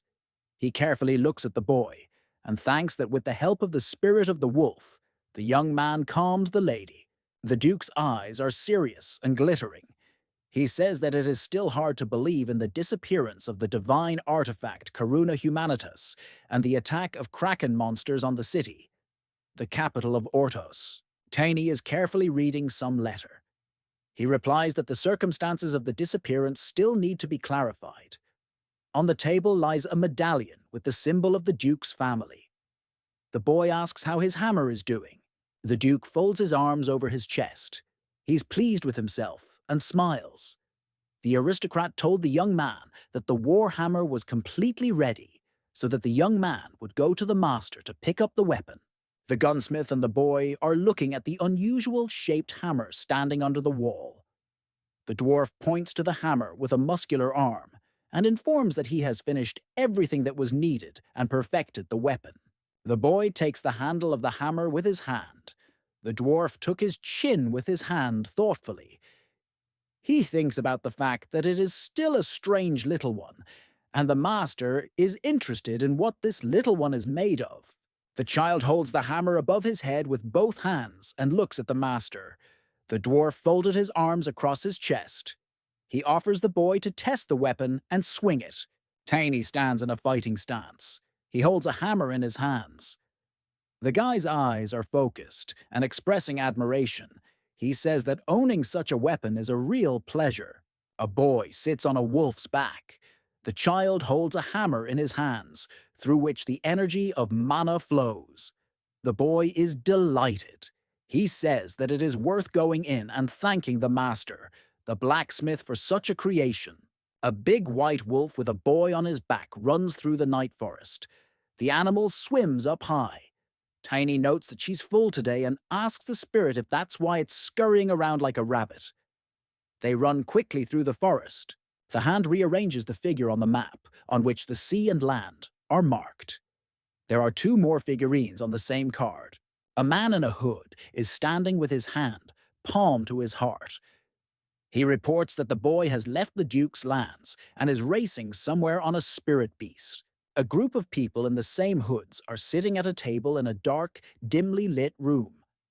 There is a map on the table in front of them.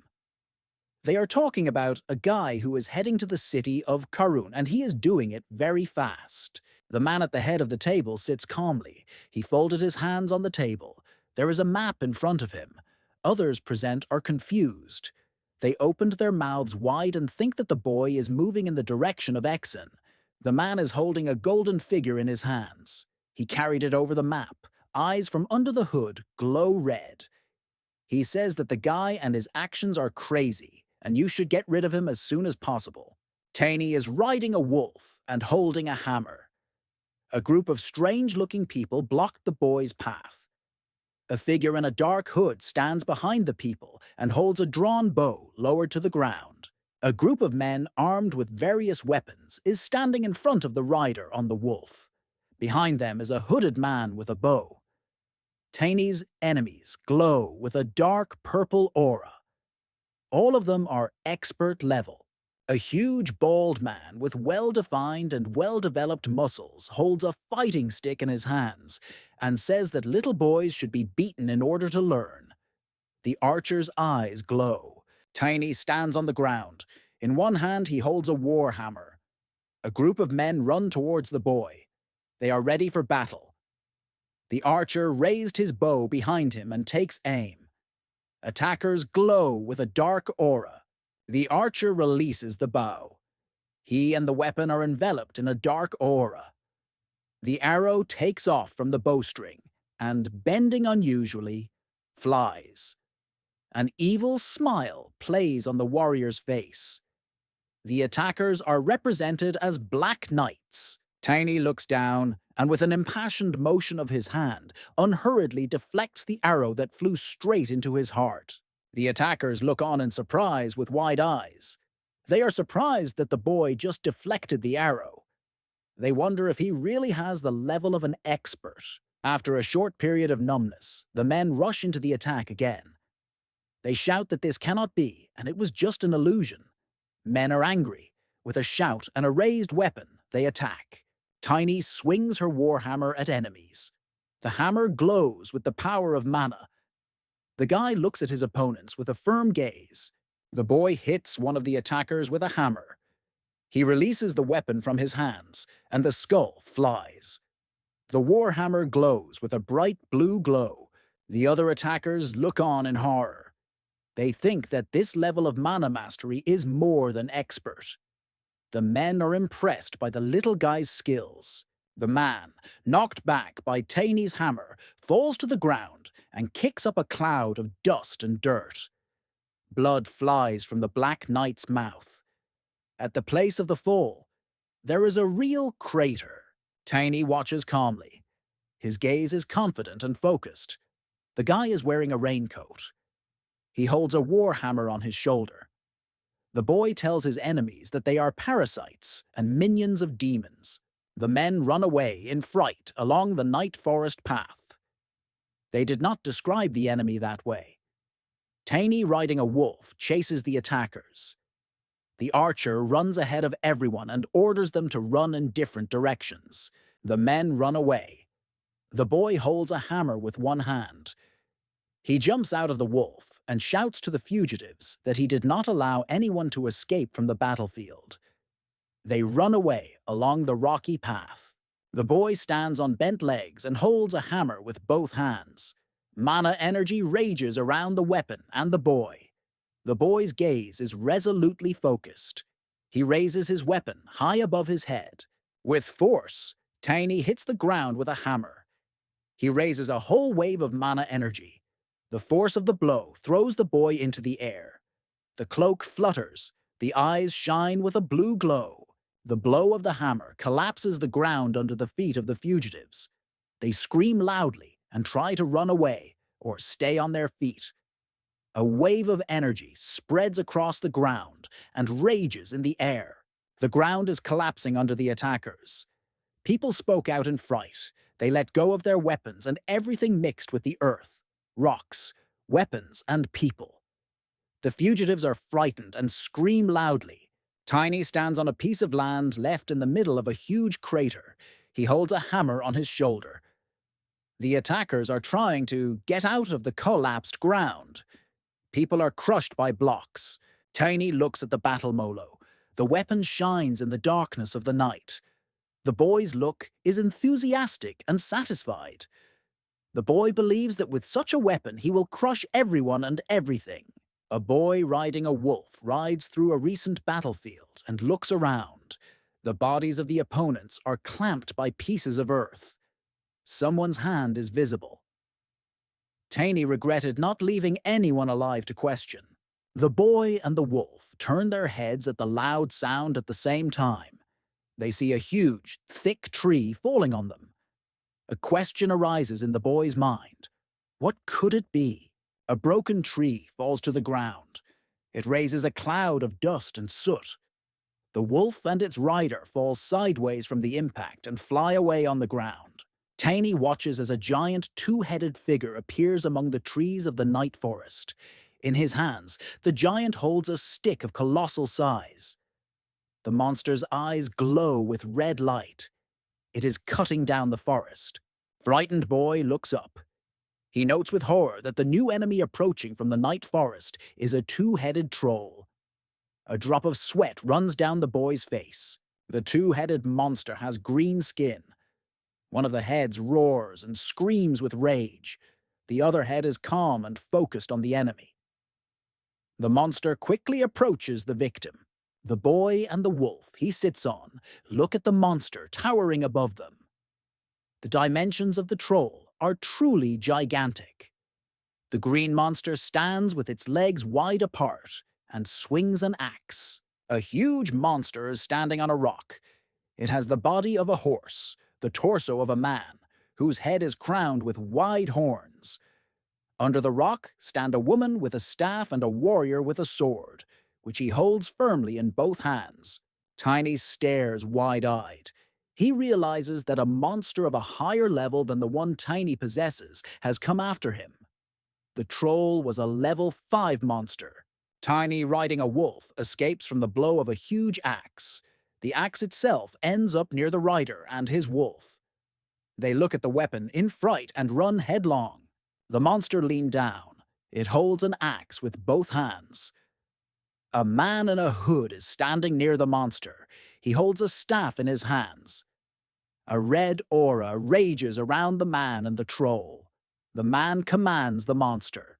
A man in a hood tightly grips a magic staff in his hands. A dark roar rages around.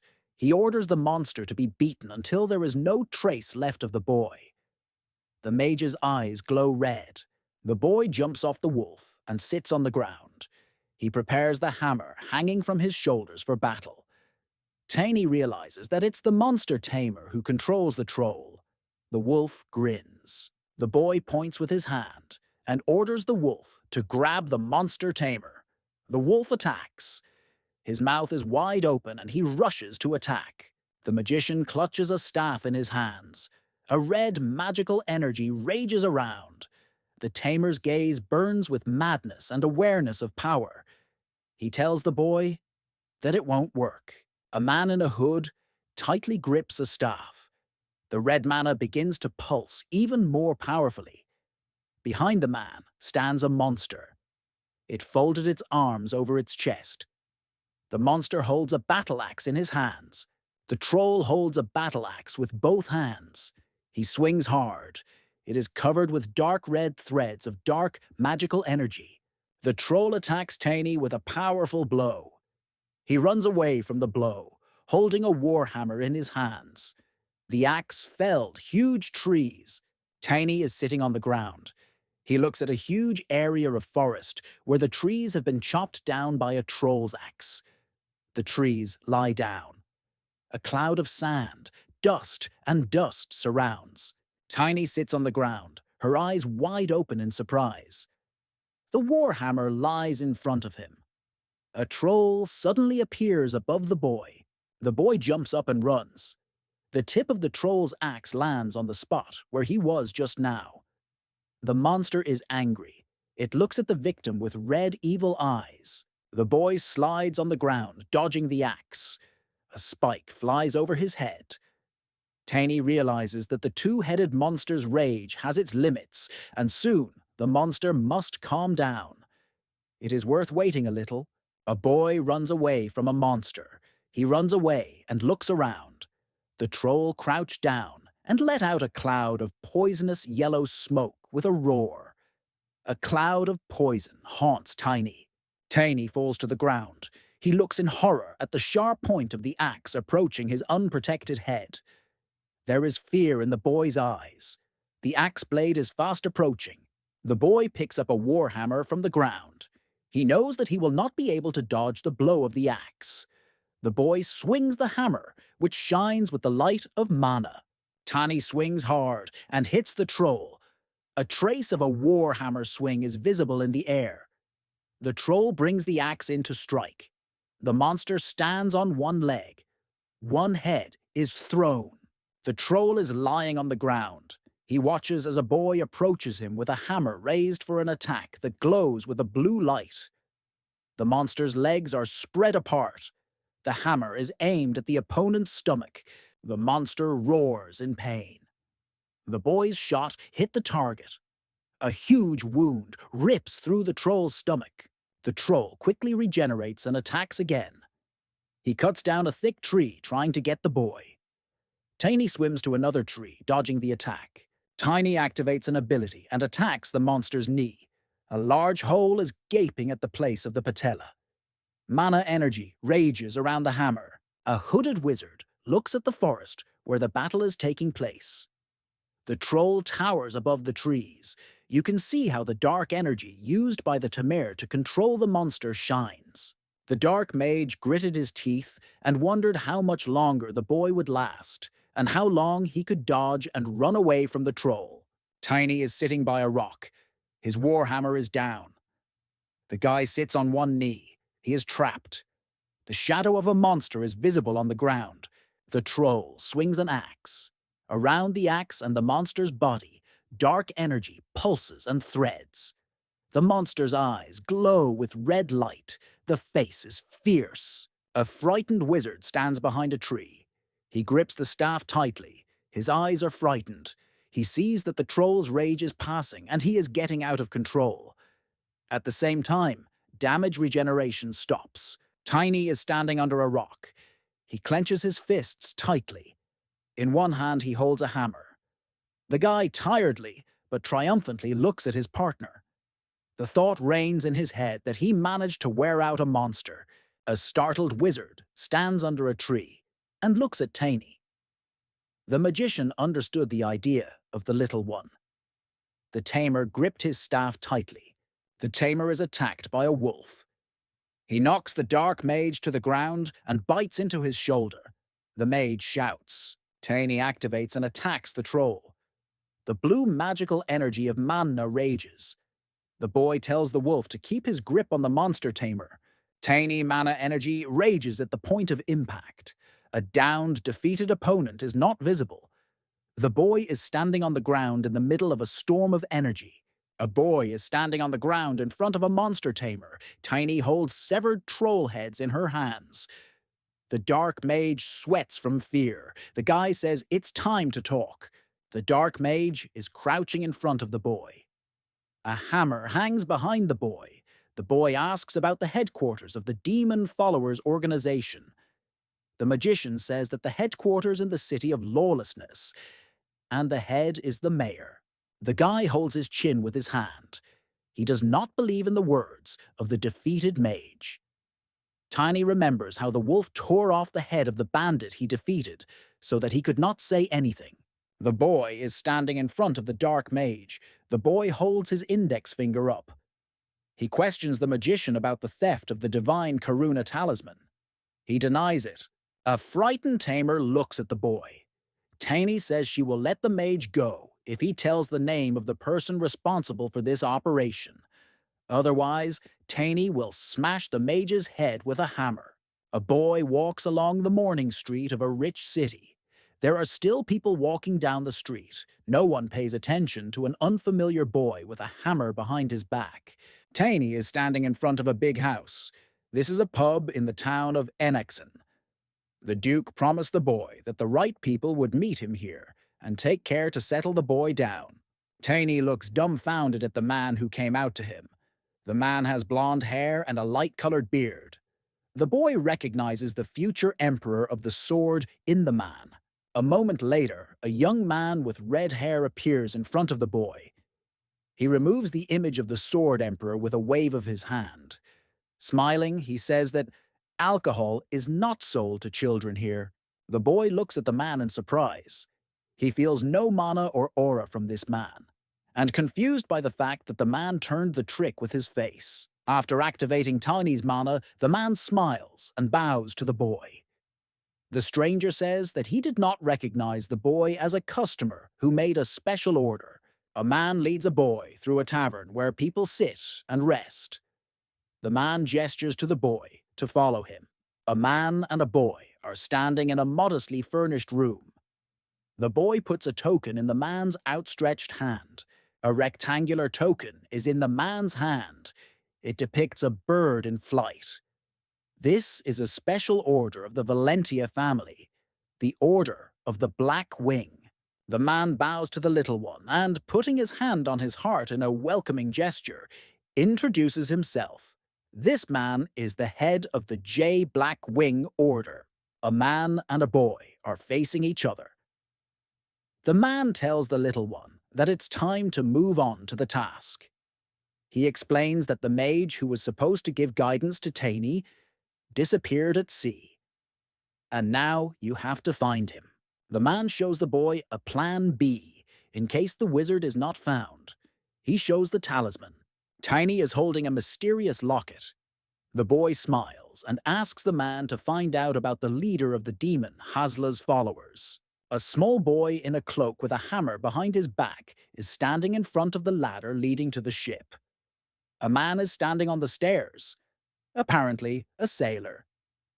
He asks the child to show a token, an identification card.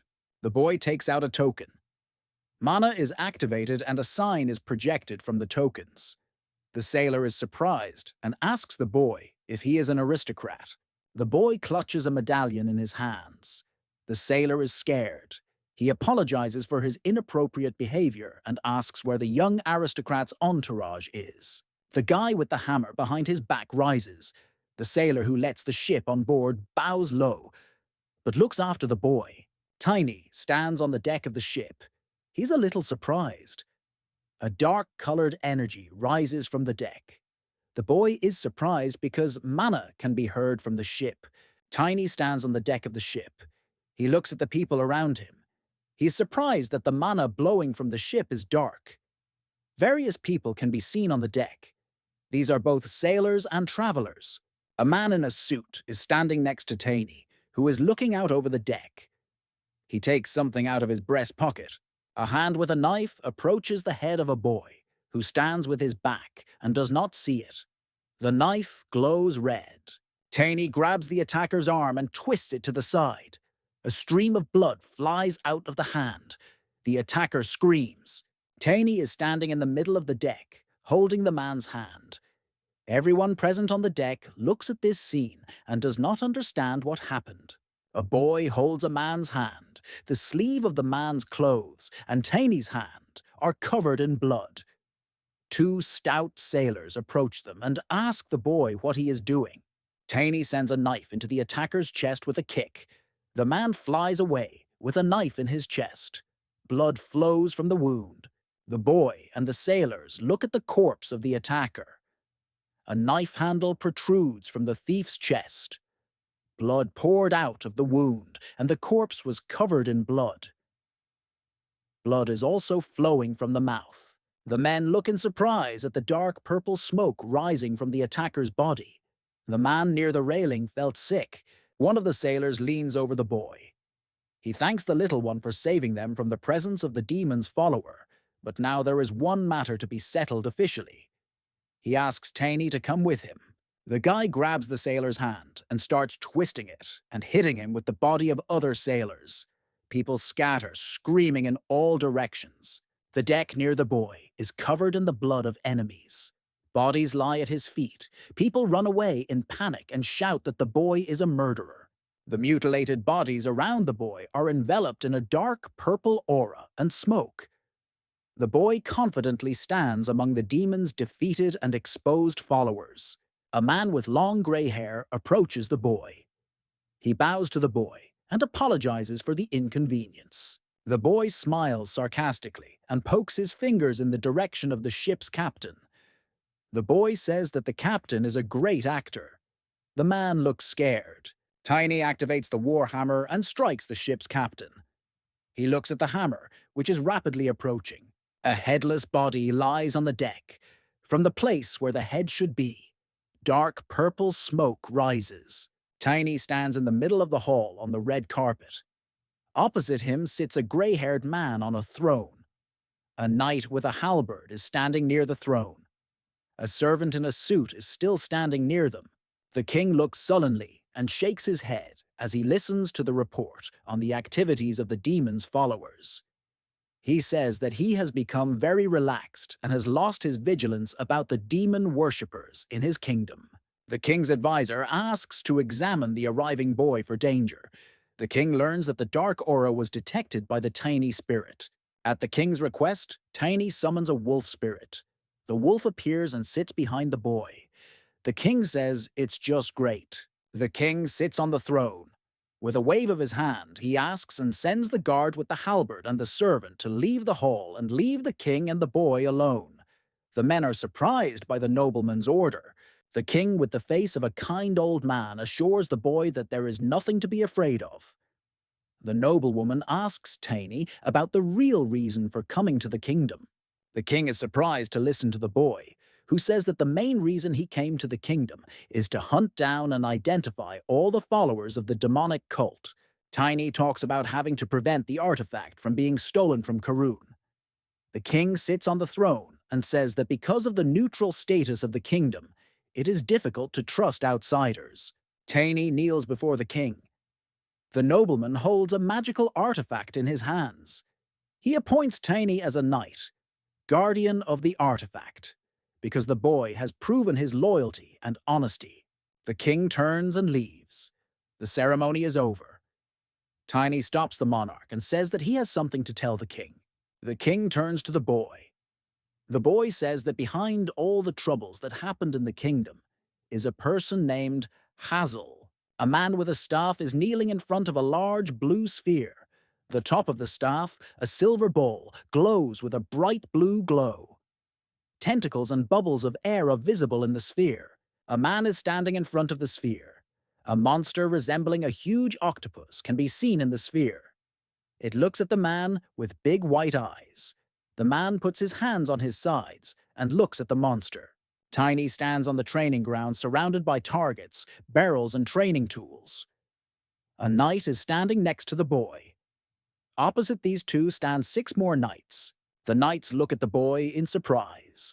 They whisper that this is the boy who killed the demon followers in Flaxen.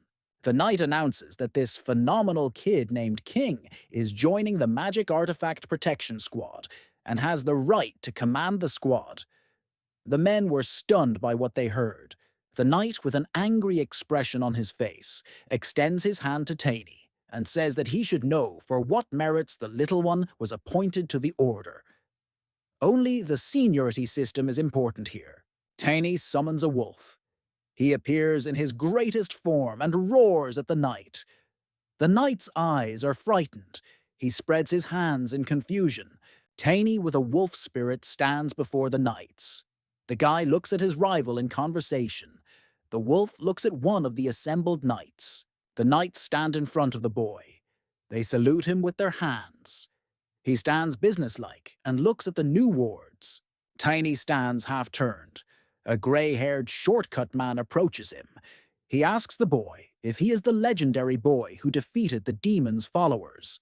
Tiny descends the stairs after the security squad commander down the stairs. They walk down a dimly lit corridor. This is the central part of the castle. The boy and the commander go to look at the artifact. The boy and the commander enter the hall where the artifact is located. This is a huge tetrahedral stone of bright blue color. It hangs in the air between 4 columns. The commander says that only a worthy person can touch the artifact. Tiny reaches out and tries to touch the artifact. Tiny touches the artifact. He understands that the divine artifact has the energy of the 7th level and is able to repel all living things. The boy is enveloped by a magical glow that has transferred to him from the artifact. The squad commander looks at the boy with wide-open eyes in fright. The commander of the Divine Artifact Protection Unit walks with the boy across the parade ground. The man says that for many years he served in the security unit and headed it. But he saw this for the first time. A knight with long red hair shoves the dazed squad commander away with his shoulder. He turns to the boy and asks him if he is the holy half-elf. The knight rushes at the boy with a drawn sword. He shouts that he does not believe that the boy is an elf. And now, in battle, he will show the true face of a liar. The boy dodges the enemy's sword. The knight is surprised by Tiny's speed and reaction. Tiny grabs the knight's arm and throws him over. The man did not expect such a turn of events. He is confused. The squad leader watches Tiny beat the man. The boy was standing over the outstretched body of the knight, who was lying in the dust on the ground. Tiny is standing in the middle of the training ground. The boy rests his hands on his sides and looks at the bewildered squad commander. A man with short hair is watching them from the window. A group of knights is standing on the square. Standing in front of Tiny is one of the divine artifacts guard squad with a drawn sword. The point of the sword is aimed at the boy. The knight does not believe that the kid defeated Greg. The knight challenges the boy and attacks. However, the boy jumps out of his seat and hits the man in the air with his fist on the cheek. The knight flies away, with a red cheek from the blow. Knights, in armor and with swords in hand, challenge the boy one by one. They are burning with zeal to teach the little one. Tiny knocks the spirit out of the man with a punch from below. The opponent's head is thrown back. Blood flows from the open mouth. The boy hits the attacking knight on the head. Streams of blood fly from the knight's nose. Tiny stands over one of the opponents. He looks at the man sitting at his feet and leaning on the exercise machine. Another knight approaches them. The knight glows blue and has a powerful mana charge and mana field. Tiny realizes that this is no ordinary knight, but a person who has the status of a contender. The unknown knight raises his right hand in a gesture of greeting.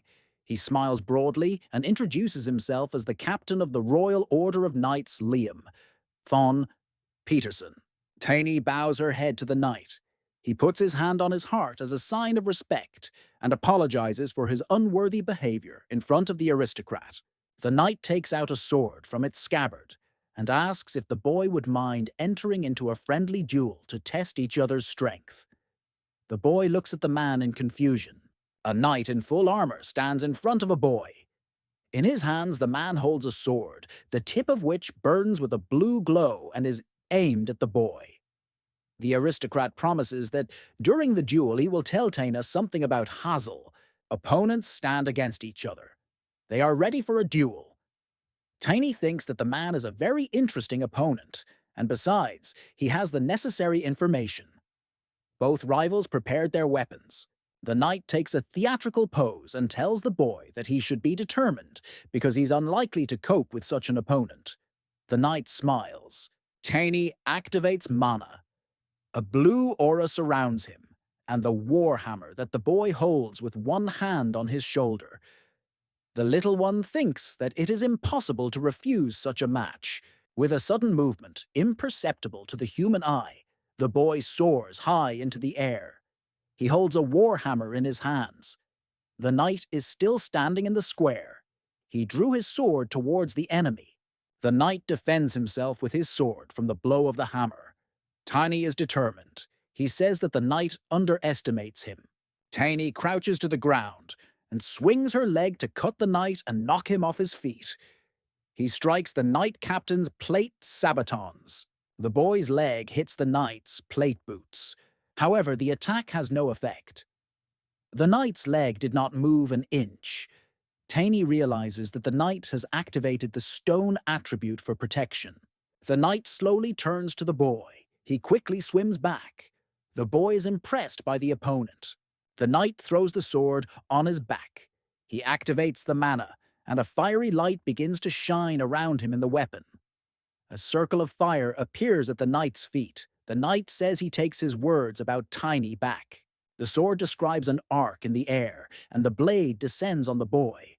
Tiny defends with a hammer. Both rivals stare intently at each other.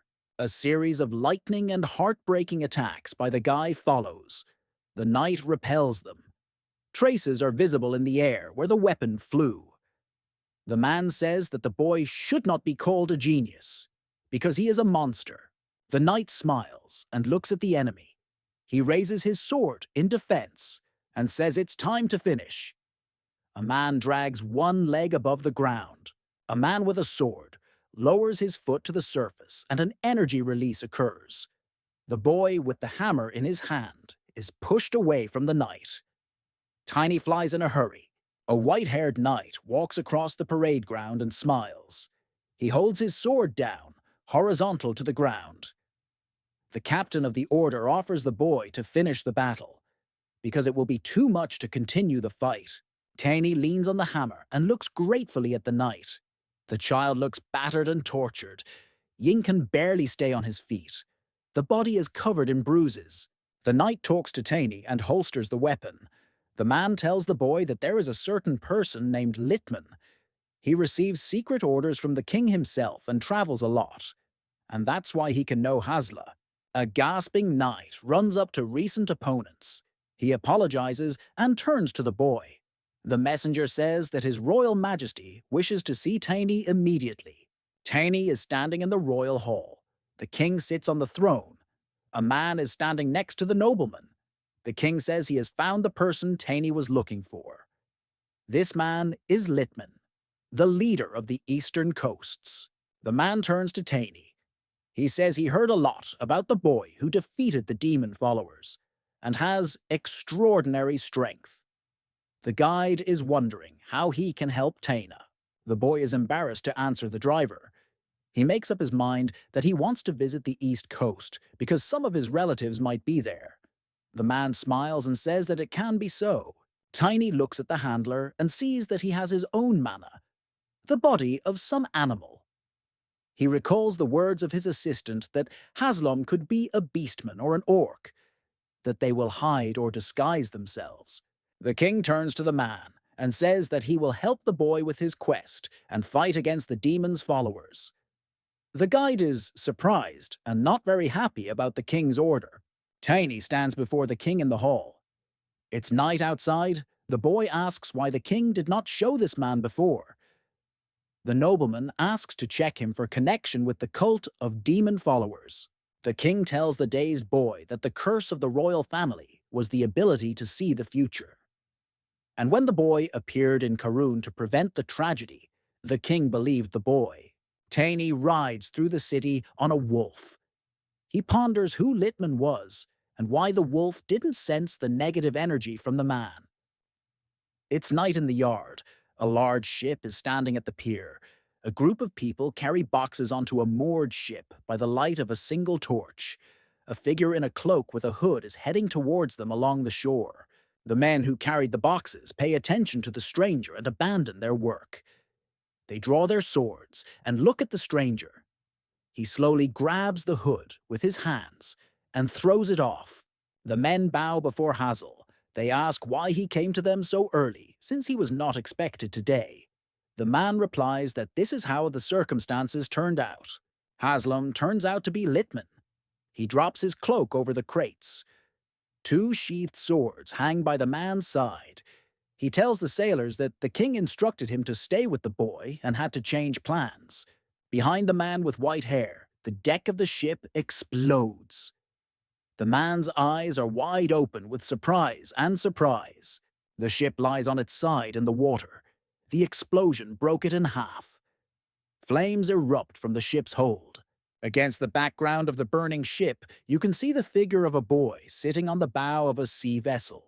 Tiny fell from the ship and hit the ground. The sailors who were attacked by the boy fly away in different directions. Tiny sits amidst the dust and vibrations of the mana. He holds a hammer on his shoulder with one hand. He looks attentively and asks if the sailors want to surrender for good. Hazel raises his hand and urges the frightened and confused sailors not to give in to fear and panic. The boy is not that strong. He is just showing off his strength and has already spent a lot of it. Tiny sits on the ground and holds a hammer behind her back. A man with white hair rushes to attack the boy. He brandishes his sword and promises the little one to end him once and for all. Rivals met.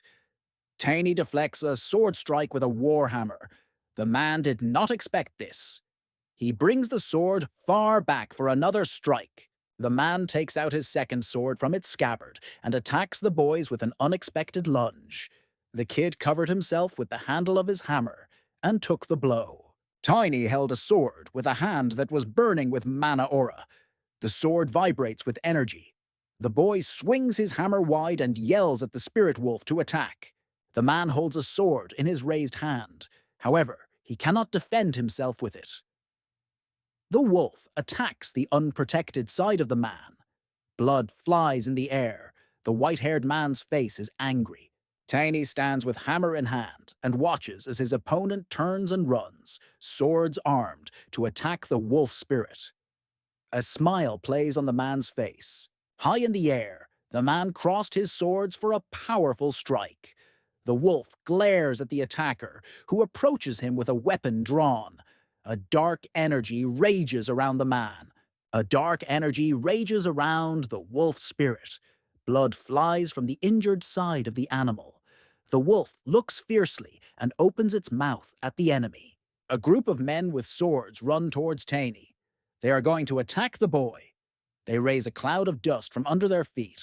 Tiny describes an arc in the air with the war hammer, and the attackers fly in all directions.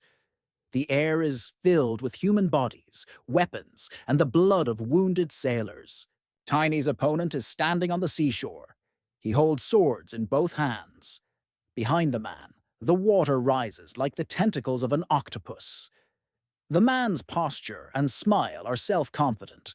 The swords the man is holding glow with dark energy. Streams of mana and water surge around him, filling the entire space around the man. Tiny, riding the wolf, watches in surprise as the opponent lowers his sword and a wave of energy bursts out of the water and cuts through the air, heading towards the boy. The boy and the wolf turn and run towards the enemy. The man raises his sword and covers himself with a shield of water. Tiny and the wolf stand in the water. A huge sphere of water hangs in the air in front of them. It spins and draws in even more streams of water. Tiny's opponent is standing in the water. A wolf and a young man attack him. The man defends himself with swords from the warhammer, which hits precisely at the crossed swords. The blast of energy that was released from the impact of the magic weapon throws the opponents in different directions. A man flies backwards into the sea. The boy and the wolf fly away to land. Tiny, riding a wolf, looks at the sea. A huge post rises from the water, which is wrapped in water and foam. Streams of water rage and bubble around. A huge figure of a predatory killer whale looks out of the water. The monster's eyes glow red from behind the streams of water falling from the monster. The monster swims rapidly into the open sea and runs away from the boy. Behind him is a trail of water and foam. The boy looks after the fleeing monster. He also sees crates that have fallen from the ship's hull and are floating in the water. The guy thinks about what plan his opponent has. A naked man enters a cave filled with the blue light. He treads carefully on the floor. A wizard is sitting in a cave, holding a staff tightly with his hand. He does not have a very neat appearance, and the man's gaze is full of anger. A man addresses him and praises the sorcerer. The sorcerer sits under a rock wall. He bowed his head low. A half-dressed man is sitting in front of him. A bag of food is standing next to him. He offers the sorceress to eat, otherwise he will lose consciousness. The man and the sorcerer are standing in front of a huge sphere, in which sits a monster of gigantic proportions. It looks like an octopus. The sorcerer's hands burn with a blue glow. It's like he's holding back a monster. A man kicks a bag with food. Bread scatters on the floor. The sorcerer is ordered not to let the monster either escape or die. Otherwise, the monster's mother will find out and destroy the city. The king is sitting on the throne. In front of him are Tiny and a knight. They report to the nobles about the raid on the sunken ship. The sailors turned out to be followers of the demon. The king raises his hand and asks those present how to fix the situation and find the man, the werewolf, who turned into an orca with the help of magic and the demon's followers. The boy climbs the stairs into the house. He is wearing a cloak with a hood over it. Truckers are carrying boxes of property from a truck that is standing on the street near the porch. A red-haired man opens the door for the boy. Tiny raises her hand in greeting. Behind the boy, you can see porters with boxes. A guy with a red-haired man, are sitting at a table. They talk about a man who turned into an orca. The boy notes that the werewolf did not possess dark energy and would be difficult to track. Tani and her husband look at the mountain of boxes in the middle of the hall. The boy asks the redhead if he can find a tracker in the Blackwing Order who can find werewolves or demon followers. The man folded his hands in front of him. His gaze is lowered. He tells the boy that it is impossible to do what he is asking. Tani grabs her head with her hands, afraid that everything was in vain. A man and a boy face each other. Enthusiasm can be read in their eyes. The man clenches his hand into a fist and raises it. They are fully willing to follow followers. Two people are walking along a dark night street. They are wearing raincoats. The face is not visible from under the hoods. They walk carefully and look closely at the buildings on the street. Strangers talk about whether their venture is safe. One of them answers that he personally checked the owner of the store. Two strangers enter a cozy room. The room is full of all kinds of goods. There are amphoras, telescopes, and microscopes. In the midst of everything, a human skull can be seen near some herbs. A man in a monocle stands behind the counter. He carefully reads the list of goods that they need to purchase from a sheet of paper. The man says that he will now find everything he needs that is in stock. The man behind the counter smiles politely and asks the mysterious customers to wait a little. Strangers look intently at the man. Each of them thinks that maybe it was unnecessary to start the case. A figure appears in the doorway. She casts a long shadow on the blue-carpeted floor. The man's face, which is covered with dark veins, shows through the hood. A dark energy rages around the stranger.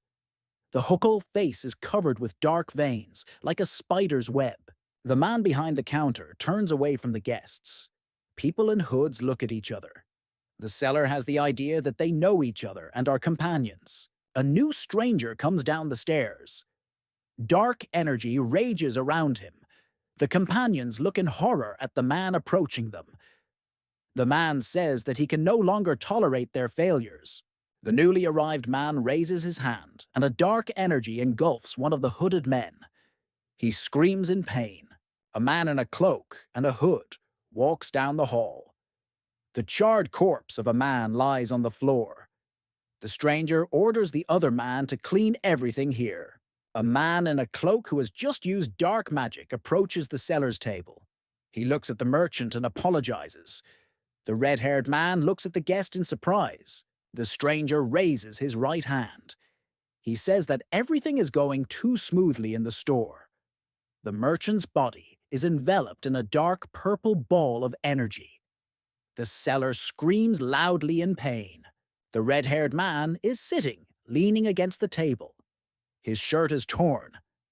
Tani is sitting next to the man. He turns to the redhead and holds his hands by his shoulders. The man recognizes the boy. A red-haired man is lying on the floor. Lightnings of dark energy play on his body. The hand above the body is wrapped in a clot of dark mana. The magician says that he is impressed by the goods in the store. The seller rises. He is on his knees. The sorcerer threw a wallet with gold coins on the counter and asks the merchant to serve him as politely and well as possible. The redhead sits next to Tani on the floor. They say that you can't just let this matter go. Both turn their attention to a pile of ashes lying on the floor near the counter. The boy crouches next to a pile of ashes. He takes the ashes in his hand and looks determinedly. The boy has the idea to turn to the royal professional magicians, pathfinders. The boy turned to the redhead. Tani says that you have to figure everything out yourself. The man says that he felt the energy and the level of possession of mana is not lower than the 7th level. Tani sits on the steps leading down to the square where knights in armor and swords train. A boy reads reports. It says that cultists have been spotted on neighboring islands. A gray-haired knight from the order protecting the divine artifact approaches the boy. He says that many knights have been sent on leave. The man offers to have dinner together. Tani stands under the column. He watches as a group of knights enter the hall where the divine artifact is kept. They say that the time has come for them to prove themselves in the matter of protecting the relic. Tiny emerges from behind the columns and addresses the dazed knights. He says that they act very predictably. The knights stand and look in surprise. Behind the young knights stands the captain.